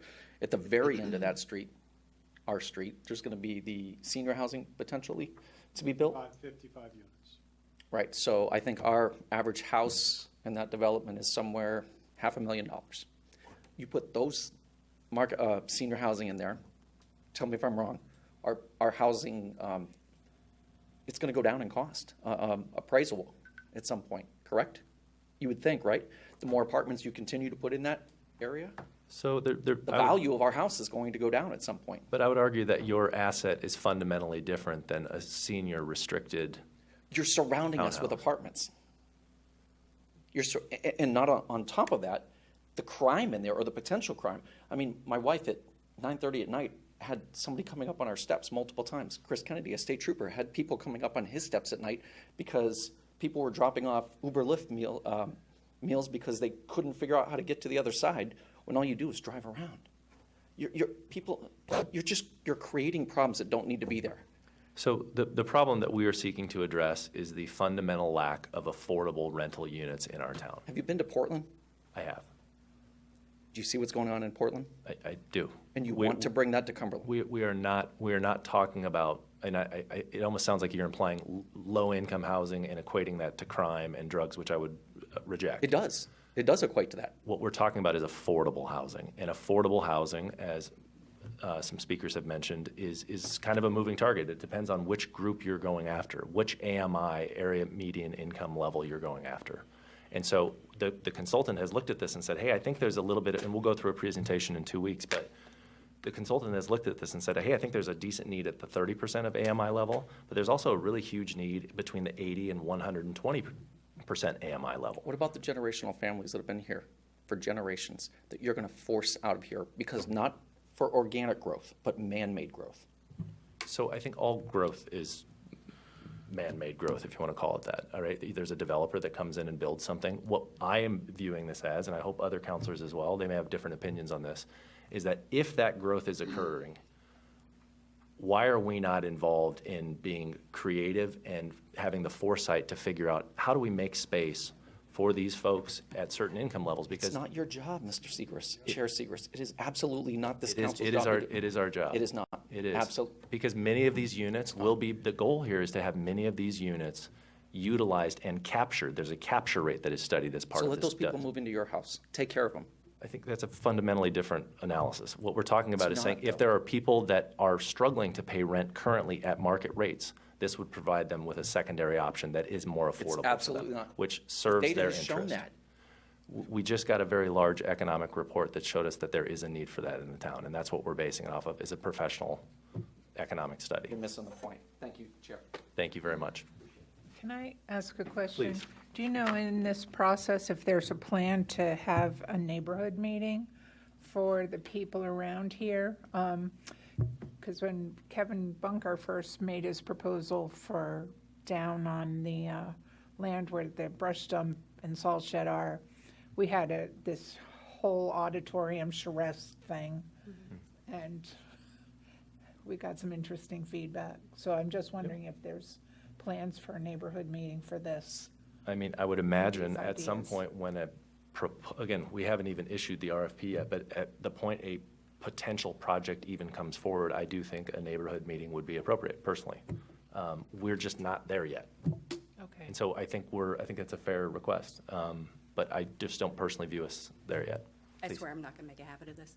I have a question. I read the whole report that you're speaking of, and correct me if I'm wrong, the identified need among renters was, if I'm remembering off the top of my head, 16% of households in Cumberland were rentals. The identified need was 19% of that 16%, correct? So in Cumberland, there are currently 30% of our renters are paying more than 30% of their income in rent, which would be known as being rent burdened. 50% of them, 19% of our renters are paying more than 50% of their rent. So my question is, you're proposing this, addressing this need based on, and I'm not saying the issues and concerns of 19% of 16% is not a big deal, but you are basing this project, which will attract students into the school, will affect taxes, so on and so forth, on 19% of 16% that you are aware are paying 50% or more of their income. What percentage of taxpayers, property taxpayers, are paying 50% or more of their income in mortgage and/or taxes? Yeah, that's a good question. I don't have that data in front of me, but Okay. that's controlled by the market, right? The market will dictate what interest rates are, what your mortgage terms are. That's not something we can change. But should that not be a concern of yours, since Yes. taxpayers are the ones who, or not just taxpayers, because renters also voted you in, but residents voted for you, should you not be aware of the overall financial stress of all voters or all residents of the town of Cumberland before proposing a project to address the concerns of one relatively small segment? Second, also based off that report, they identified a limited senior need. They were looking, correct me if I'm wrong, at renters, not households. No, I believe they were looking at all households' income levels. So I read the report, and she wasn't just talking about our town, it was the general area of seniors looking for rentals, which, if you're looking at Cumberland, is hard to identify, because clearly we don't have a ton of rentals, with the exception of Hawthorne Court, and similar properties. So there's a very small pool to know. We know, she also, and I do know this for a fact, was completely unaware that there was a significant waiting list and a lengthy waiting list at Hawthorne Court. And correct me if I'm wrong, there is also a significant waiting list for Drown Road, correct? That is incorrect. No longer? Oh, I used to know people who lived there, and there was a waiting list. But those things, those would support my, I think what you're saying tells me that if there's such a long waiting list, that there is a need for senior affordable rentals, right? But as Mike Eads very nicely pointed out the last meeting, and Mr. Kopp also pointed out tonight, his mother thought it was great to live in a townhouse with the support, so on and so forth. It is a huge, I ask any of you, what do you envision for your retirement? There are certainly people who want to move into apartments, and fourth floor balcony, super, great, wonderful. How many of you is that your vision? How many of your neighbors is that your vision? Is that your vision? I mean, I picture sitting in my backyard on my lawn chair, tending my garden that I've planted for 20 years. And if people want to move into apartments, they should absolutely have that option. Because they want to. Yeah, and we're Not because forcing we've someone- made it impossible for them to remain in town. You have to understand, and again, 19% of 16%, I'm not a mathematician, I'm a journalism major, I have no idea what that comes out to as an actual percentage of the town. I'm guessing, I don't even know, 6%, 8% of the town. You're going forward with a transformational project based on an identified need, region, state, need rentals, great, on a small percentage of the town without knowing the impact on the remainder of the town, or even knowing what their financial stress is. And I would ask you, before you do anything that's going to raise the mill rate, whether it is school bond, whether it's this, whether it's anything, I don't care what it is, you should understand the fiscal health of a majority of the people in this town. There should be a survey of all of us, not 19, just 19% of us. Councilor Vail. You raise Great point, a valid question, because the school is not going to ask you what the financial health is if they build a $70 million school. They're not building It will $70 just million. come down to a vote, a vote.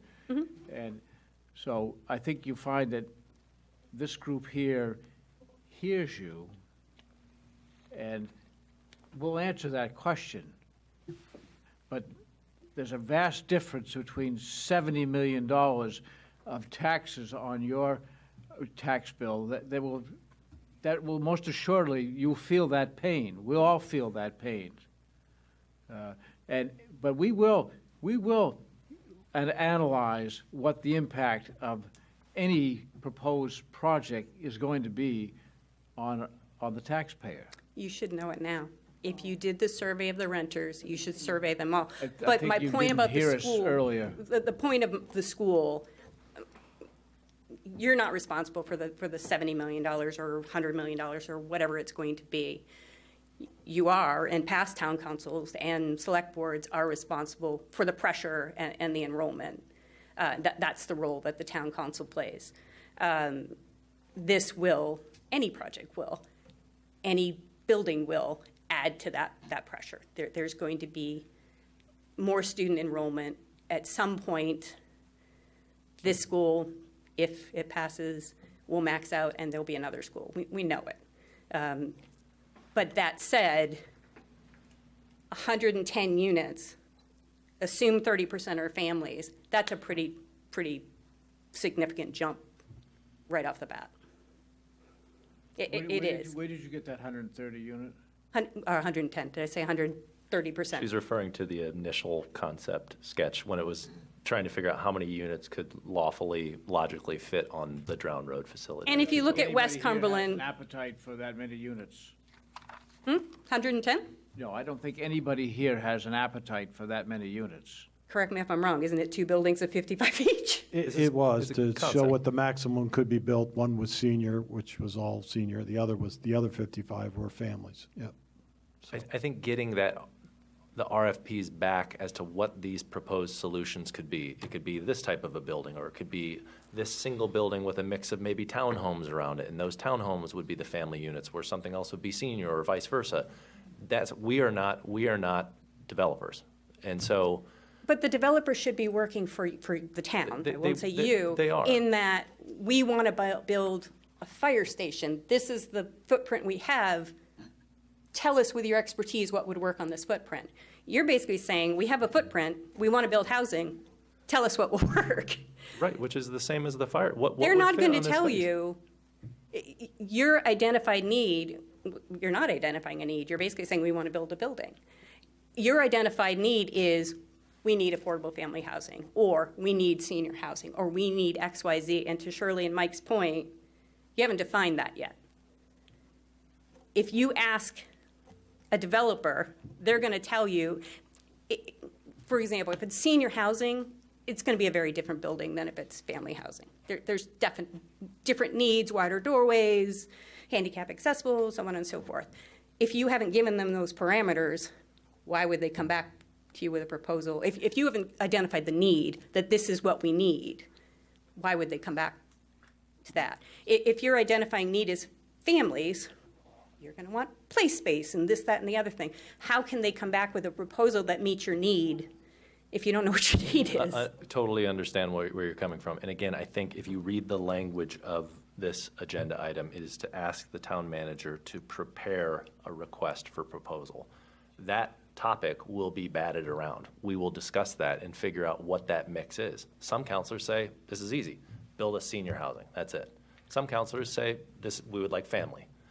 I think what the report is telling us, that we have an immediate need for additional affordable rental housing, and we would recommend that you not do just a senior unit and that you not just do a family unit, because the capture rates for your community, i.e. how many of the actual local residents do you think you'll draw into this space, it isn't supportable.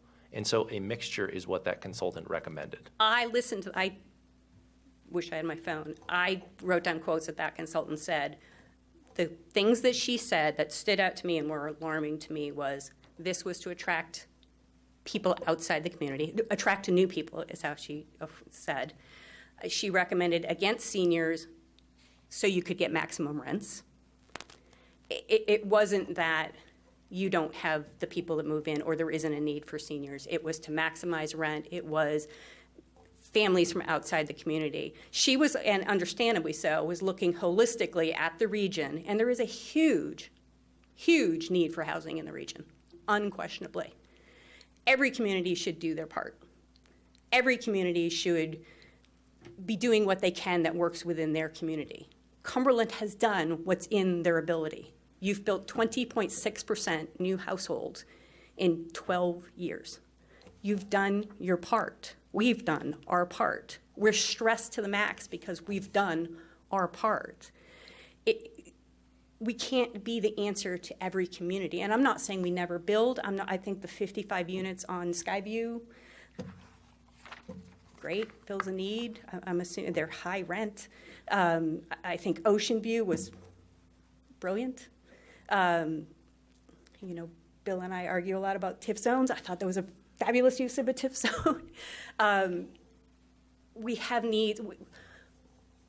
Our town councils and town managers' job is to address the needs in our community, not to address the needs in the region, if addressing those needs in the region are going to harm our community. Thank you. Councilor Eads. I really appreciate the statistic information. I think that's huge. You know, the fact that we've increased our buildings by 26%, that's huge, huge. But I'll go back to the first point I made. We as a council need to define this RFP, not Bill. Bill works for us. Correct. Yeah. And we, you know, if I was in the towing business, I would not just say I want a wrecker. What kind of wrecker do you want? I want this, I want this. I'm looking at this type of towing business, whether it's commercial vehicles or whatever. We haven't defined anything to send him forward to draw up an RFP, and that's, if this was strictly to go out, Bill, and do this all on senior or do it mixed, maybe I could vote for this tonight, but this is so unknown tonight. And to ask the manager to draw it up when this isn't the manager's RFP, this is ours. We need to draw it up. So I'm going to stick with where I was at the very beginning of this conversation. And if we had a specific model to send forward, then you'd probably have me, but you don't. I think like lots of really great points across the board. Where I am kind of on this, I mean, from my perspective, we're in information gathering phase, right? And I think there has been a little bit of, I think there is some nervousness that I'm hearing across the board, which is like the second the train starts going, like the train's not going to stop. And personally, and I know maybe I have to show this, not just say this, right? But I always go back to budget season because we go through things line by line, and there's a lot of diligence and there is a lot of homework that we put in as a council, and there are a lot of conversations that we have to make sure that we're looking at the data that we've gotten, whether it be the GPCOG study or this LDS study that we've gotten. We do get a lot of data, and sometimes we have to cross-reference it, and sometimes we have to kind of put a lot of that together, which I think Mark is kind of in the process of, you know, taking all of that data for us and, you know, putting something together that's going to give us better tools to make sure that we are making the right decision. Sorry, I'm being a little long-winded, but what I'm trying to get at is, at least for me, we're in the information gathering phase, and not being a developer, also not understanding, they're dealing with really complex funding models, right? The developers, in terms of how are we going to get money for this AMI. And I think for me, this is also kind of an exercise with the RFP of understanding what a mix would look like, what senior housing would look like. Maybe it's just workforce housing, or maybe, I don't know yet, right?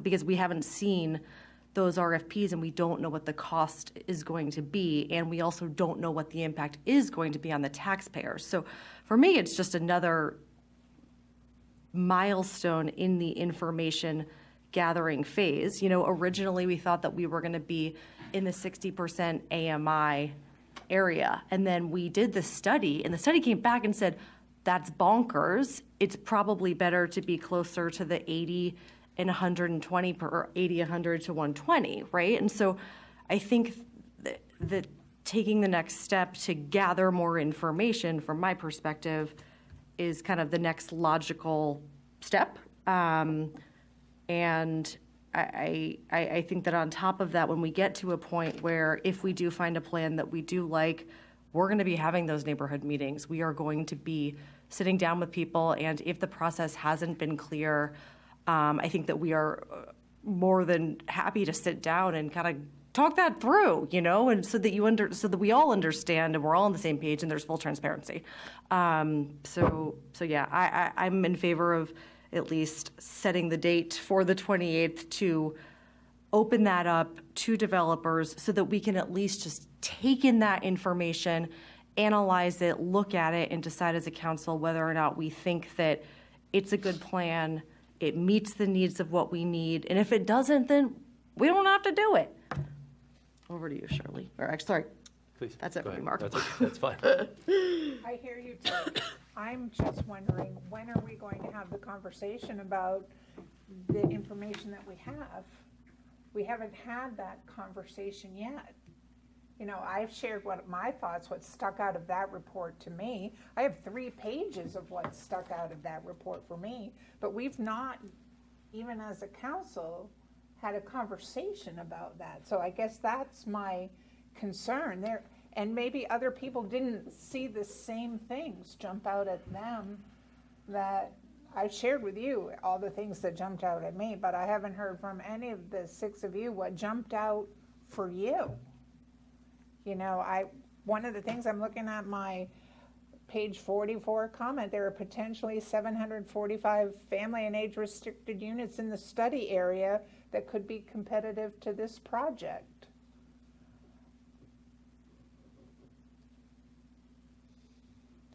Did we all read this, or did we all, you know, I mean, we discussed it with the author, our last meeting. We had her come on and say some things, but we haven't talked about it, and I've been hoping that we would have a chance to sit down and go through it, what sticks out to us. And I think Janet's point was interesting in that, you know, this is Cumberland, and she's looking at the broader area. This is a researcher. This is someone who gathers statistics and diagnostics, and she analyzes it from Massachusetts. What are we seeing on the ground here in Cumberland, and what in that report sticks out to us as individual residents of Cumberland? I mean, before we move forward, we haven't even had that conversation. Mr. Manager, did you have a comment? Okay. Okay, so we've discussed this quite a bit. It is on the agenda, and so I think we need to move forward with some type of action. I would like to personally see us prepare some RFPs. Did you have comments, Councilor Cobb? I just have a question. Is this date something that we have to do, Bill, or is this something that we can put off so that we could have a workshop? I mean, rather than sit here and argue for the last 45 minutes, why don't we, the 7 of us, have a workshop, sit down, discuss this whole thing, and see if we can come to a consensus on where we want to be, what we want to build. There's nobody in this room that's more conscious on tax bills than me. I got 8 of them sitting on my office right now, and they come every 6 months. I mean, I'm as aware of taxes in this town as anybody is. And am I going to build something that's going to impact the tax rate on this town immensely? Absolutely not. But there might be somebody that comes forward with a huge plan that really works, that makes sense. I think the right thing to do is to table this and have a workshop where the 7 of us meet, discuss what we want to do, and go from there. I mean, I'm not for, I'm not against this whole project. I think there is a genuine need for some workforce housing, some elderly home, and whatever. But we need to discuss it as a group and come to a consensus where we want to be. And I mean, I don't want people to think that I'm pushing something down the road, because I'm not.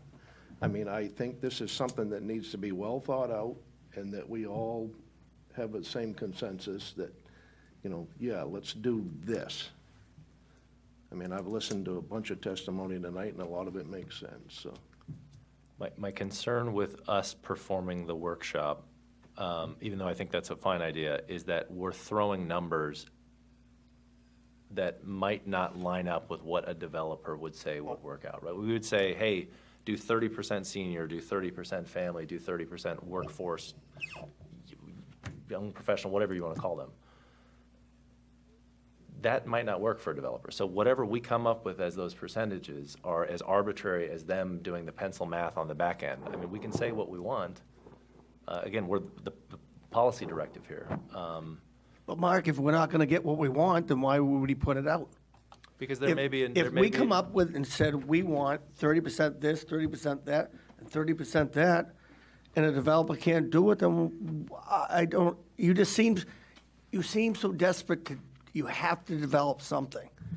Let's get a plan, a mutual plan or a majority plan, send it forward, and if a developer doesn't want to do it, then we don't do anything. Again, I want to make sure that whatever comes forward is right for our community. I want to make that very clear. That said, I think we have reports from professionals that say what you should be looking to try to build. Our professional didn't even know we had a waiting list at Hawthorne Place of 125 people. Completely ignored that, or I shouldn't say ignored it, was unaware of it. And does that skew the numbers one way or the other? I don't know. Maybe. But she was totally unaware of that. And we seem to be ignoring that huge waiting list that we've had. I can tell you, for the last 11 years, we've had that waiting list with no movement and no help to those people. So, anyways, I got to go along with Ronnie. I think until we, as a council, develop something for a plan to give to Bill, have Bill come back to draw that RFP up, and then if nobody's interested, nobody's interested. Mr. Manager, how long does it take to draw up an RFP for something like this? Not very long. But you guys have bounced around these ideas for over 2 years now. You've got a legal opinion on local preference. So we know we can do almost the same thing we did with Drown Road. We have the ability to customize this project at 30, 40, 50, 80, whatever numbers you want to predict at the average median income. And then you need to know what type of credit enhancement agreement these developers are going to require. That will be part of the RFP. What is your requirement to make this project affordable for the community? And then we already know where the wetlands are. We already know what the land space is. We just give them those plans, and they come back to us and say, under the criteria you have developed and discussed, this is what we can provide to the town, and these are the rents that we can provide in those categories. I think you can do this again in 2 weeks. I think you could do it again in 6 weeks, and you're still going to have the same arguments, and now you're going to have the same discussions. But until you get the experts to tell you that you guys are, dreaming, this is just not possible, or just there aren't programs available for this to pencil out for us, we won't know. We're going to basically spend a lot of time arguing about what we can and can't do versus what is possible. And to me, what is possible, we're not going to know until we ask folks that do this professionally, that have the resources to state and government programs that we don't. And we have been told right here in this room by Maine State Housing, don't have the town of Cumberland apply, your application will be rejected because you don't do this. And you heard tonight, Tyler said, this is what they do. This is their wheelhouse. This is how they operate. So they know what programs to deal with. The $850,000 available through the banks in Maine that have gotten together for affordable housing projects is available to developers like the folks we had here tonight. So it's not available to the town of Cumberland because we're just not in that wheelhouse. To Rick's point, we're a long way from getting to that place where a housing corporation could take over this, similar to what Westbrook does. Our resources are all here internally in this building, and everybody chips in to make that a very successful project. To do what they're doing is we're not there yet, and we're a long way from that. But for me, the RFP isn't the issue. If you have the will to do this, then I think we can proceed. The 28th, we could have a lot of information, but the primary bullets I look at are, what do you want for affordability to include? What does that look like? Is it a percentage of senior, or is it just a mixture, and then let the market deal with it? At the apartments down on Route 1, I think we're close to 35% seniors there, and we only required, I think, 18 or 19% as part of the requirement. It'll take care of itself in many regards, and 55 and over as senior isn't a high bar anymore. So for me, I think a lot of this you're not going to know. You're trying to plan for something that we don't even know if it's possible. These developers may come back and say, after those numbers I heard tonight, Mike, with the housing costs, they're double what they were 3 years ago when we started this process. So what is available that we don't know? And how do those loans work for these developers? A lot of these loans are basically interest only, and if they keep it for more affordable years, if they add another 20 years on, a lot of times the principal is forgiven. That's how come the private sector can't compete with this group, is because the cash available to them are through federal and state funded programs to help with affordability and the housing crisis we face. So I'm ready to go anytime you tell me to go, but I'm going to tell you, I don't think we're going to be any further in 2 weeks, 4 weeks, or 6 weeks than we are right now. So that's where I'm at. Please, Councilor Story King. I still want to know when we're going to talk about this report. You know, we're talking about all these ideas, but, you know, for example, you know, on page 23 of the report, from 22 to 27, there's a projected increase in the 25 to 44-year-old population of 13%, which goes counter to what we think about young families coming here and staying here.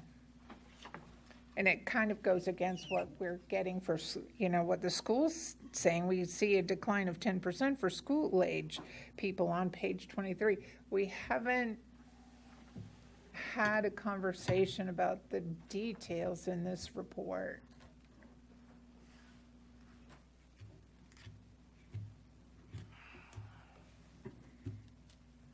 Councilor Bell, you have a comment? I'm ready to move this ahead. We can have the conversation about the report, but I think that as far as the work ahead of us tonight is to set a public hearing for August 28th, and I'm not sure that any further discussion. I appreciate Ronnie and Mike's comments about sitting down and describing criteria and parameters.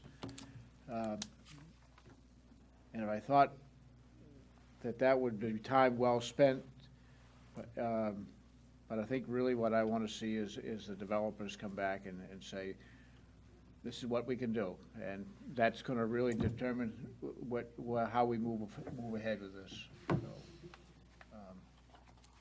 let's get on with it. So if you're ready, Mark, I would make a motion. I am. Please go ahead. I move to set a public hearing date of August 28th to consider and act on authorizing the town manager to prepare a request for proposals for an affordable housing project to be constructed on the town-owned property on Drown Road. Second. Okay, we have a motion and we have a second to set that public hearing date for 2 weeks from now. Is there any further discussion? Seeing none. All those in favor? 4 to 3, I believe. Did I count that correctly? Okay. Do you want us to raise our hand for opposed? All Maybe those someone's opposed, please? abstaining, I Yeah. don't know. No, thank you very much, Shirley. 3 opposed, 4. Good discussion, everybody. Thank you for everyone in the audience for vocalizing your concerns there. The next item on the agenda is 23090 to authorize the issuance of senior property tax assistance program payments. This is what Whitney Miller discussed at the beginning of the meeting tonight. It looks like there was 211 individuals, if I'm not mistaken, that have applied. They expect that number to increase over the next few months, I think until October when those deadlines are due. But this is simply to authorize the council to issue those payments, which I believe the numbers are in our packet, and she reminded us of again. 69,000 total refunds, $69,284 for owners, and then $11,642 to renters. And that's 211 residents, totaling $80,926. So if there's not any discussion, I would welcome a motion to approve those payments. We have a motion from Councilor Kopp. Second. Oh, he's fast. Fastest gun in the West, Bob Vale here. And motion and a second. East. Yeah, in the east. Which direction is this? We have a motion and a second. Any further discussion? Nope. Seeing none. All those in favor? Unanimous. Okay, that concludes legislation and policy. We now move to new business. There are upcoming Mr. Manager, I don't know if you wanted to actually speak on these, we talked about it briefly. We just basically put together a schedule of holidays coming up, and we just need some direction on where you'd like to go so people could have advance notice. I have September 25th as Yom Kippur on it, but officially the holiday ends at sunset that day, so technically the 25th at 7 p.m. would no longer be observance of the holiday. It would be over by then. And then the second one would be Indigenous People Day. Historically, in the past, we have met on that day, but it's kind of hit or miss. Many families are away. Many families plan a long weekend for the calendar, and we have been criticized for having business on recognized holidays. So we're trying to avoid these in the future, and I just need a little direction if you'd like to push that to the Tuesday, the 10th, or leave it as it is, and that's why it's on your agenda tonight, following your direction to publish those holidays like we have. Anyone have comments on that? I have my thoughts, but I'll let you go first, please. I will just say for Yom Kippur, you are right on the nose, Bill, and 6:33 p.m. is when the sun sets on the No 25th. workshop. The only thing is culturally, folks often break fasts with their families following, but if they, I think that the observance of the actual kind of 24 hours or sunset to sunset, from my perspective, is okay. I don't know if anyone else has feelings on that, but. To moving it to after No, sundown, to- or to I moving think it to the we're- Tuesday? I think we're okay to keep it as is, because we're within those parameters of tradition. Anyone else have comments on those? October 9th, how do we address that? It's up to you. Do you want to move it to Tuesday, the 10th, or do you leave it as it is? I'm just trying to give you enough notice to know if we're going to have a council meeting so you can plan accordingly and the public can plan accordingly as well. So, yeah, and my personal preference, and again, we can discuss this, but would be that we have that calendar for a reason, right? To indicate that these are the days that we should be watching out for, to recognize them as larger holidays, whether we celebrate them individually or not. And I would also like our meetings to reflect that as well. And so I personally would think moving both dates to a Tuesday instead of a Monday would alleviate that need for someone to be celebrating something and then immediately have to drop that family celebration and run to a town council meeting. I'd like to give them that full day regardless of when sunset is. That's my personal take. Just to make sure that our meetings are lining up with those calendars and we're recognizing that in practice as well as on paper. Thoughts? Okay, so my direction would be, unless anyone else has another comment, would be to move both of those dates to a Tuesday in observance of those holidays. Okay, we will change the calendars accordingly. Thank you. Now, new business, starting at my left. Councilor Cobb, do you have any new business?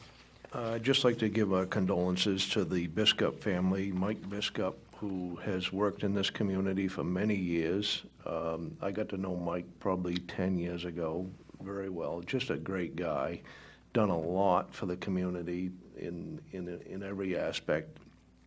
Died way too young, passed away, I think it was last Friday night. I mean, just terrible, terrible, tragic.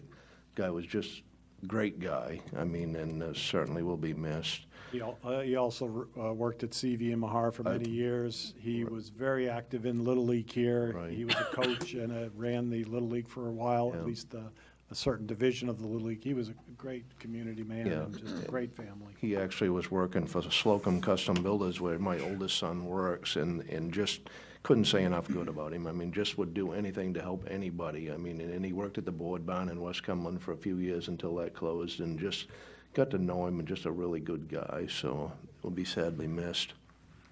My friend Dean has donated $20 to the 4-H food pantry, and I'm going to give my $20 to the food pantry as well, a very worthy cause. The Cumberland Fair is coming back up. Before the meeting, Councilor Vail said that the Lions Club is looking for some money to finish their new booth for the Cumberland Fair. So I would like to make a donation to the 4-H, to the Lions Club. Very, very worthy cause, one of the best ones in this community. Here's $50 to give them, Bob. and I expect you to match it, so how's that go? You asked, now you have to receive, so. Ouch. Money. And that's all I have. Great, thank you. Very Counselor worthy Cobb, cause. So as, if Counselor anybody Vail would is like to- digging deep in his pockets here. If anybody would like to donate to the. How convenient, you had a $100 bill. Yeah, yeah. You want to donate the whole thing? Yeah. Yeah. Good man. I know who's buying lunch next.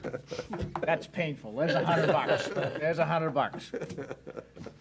If anybody has an opportunity to go up to the fairgrounds and see the new building, it's Beautiful. It's It is very cool. impressive over what was there, and And I just want to make a comment too. I mean, if most people go to the food and you buy fair food, you can actually get a very good meal at the Lions Club. So, and you don't have to worry about what you're eating. So, very good cause. If anybody wants to donate, see Bob Vail. thank you, Ronnie. Yeah. Thank you. So, I only have one item, really. We get regular mail from Maine Municipal Association, so we had a meeting here where we chose a new interim or a one-year appointment for school board. And during that process, I reviewed our conflict of interest law, and I had Brenda reach out to the town attorney who sent me something. And anyways, I would like to have us, or the council, the ordinance committee, sit down and develop a conflict of interest policy. I think we need to have strengthen it. As my wife said, the state's conflict of interest policy is the floor, not the ceiling. And so I think that there's an opportunity here for us to, and I think that Councilor Kopp's actions over the year have set the high bar of anything that even smells like a conflict of interest is enough for him to stand aside. And so, anyways, I'd like to have a review of that, and either the whole council side in on this or direct the ordinance committee to look at it. But that's all I have. Thank you. And thank you for your support to the Lions Club. Thank you very much. Counselor Filson. I have nothing this evening. Okay, thank you. Douglas. Yes. Just wanted to start it off by thanking the Parks and Rec Department for all they did, along with Angela Stone, for the Twedsbrook. I thought it was hugely successful. Definitely showed a need in the community for more of those types of events. One question I have for you, Bill. The future is electric vehicles. What is our plan long-term for charging stations around town, if any? The other thing I wanted to bring up as a suggestion or potential for conversation is North Yarmouth has a Living Well committee as opposed to Aging in Place. And I think it's something we should explore because it encompasses kind of a greater population in the community. And we can have subcommittees that are focused on more specific groups. And they can all kind of work together to combine resources and really be thoughtful for our entire community. And then that's all I have. Counselor Eads.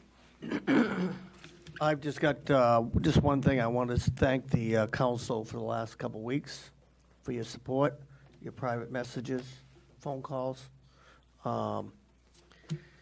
It was a stressful week, and you guys are a couple of weeks. You guys are very understanding. And what I'd like to do is, in dedication to my buddy Pete, I'd like to do what I do every year, is donate my quarterly stipend from the council to your purchase for the food pantry. That way, the whole thing will go instead of getting taxed, and I'll dedicate that to Pete. Other than that, thank you very much. Thank you. Counselor Story King. Just a couple of things. I attended a a meeting at the Prince Memorial Library week before last. These 3 weeks get me confused. And they have a space study underway.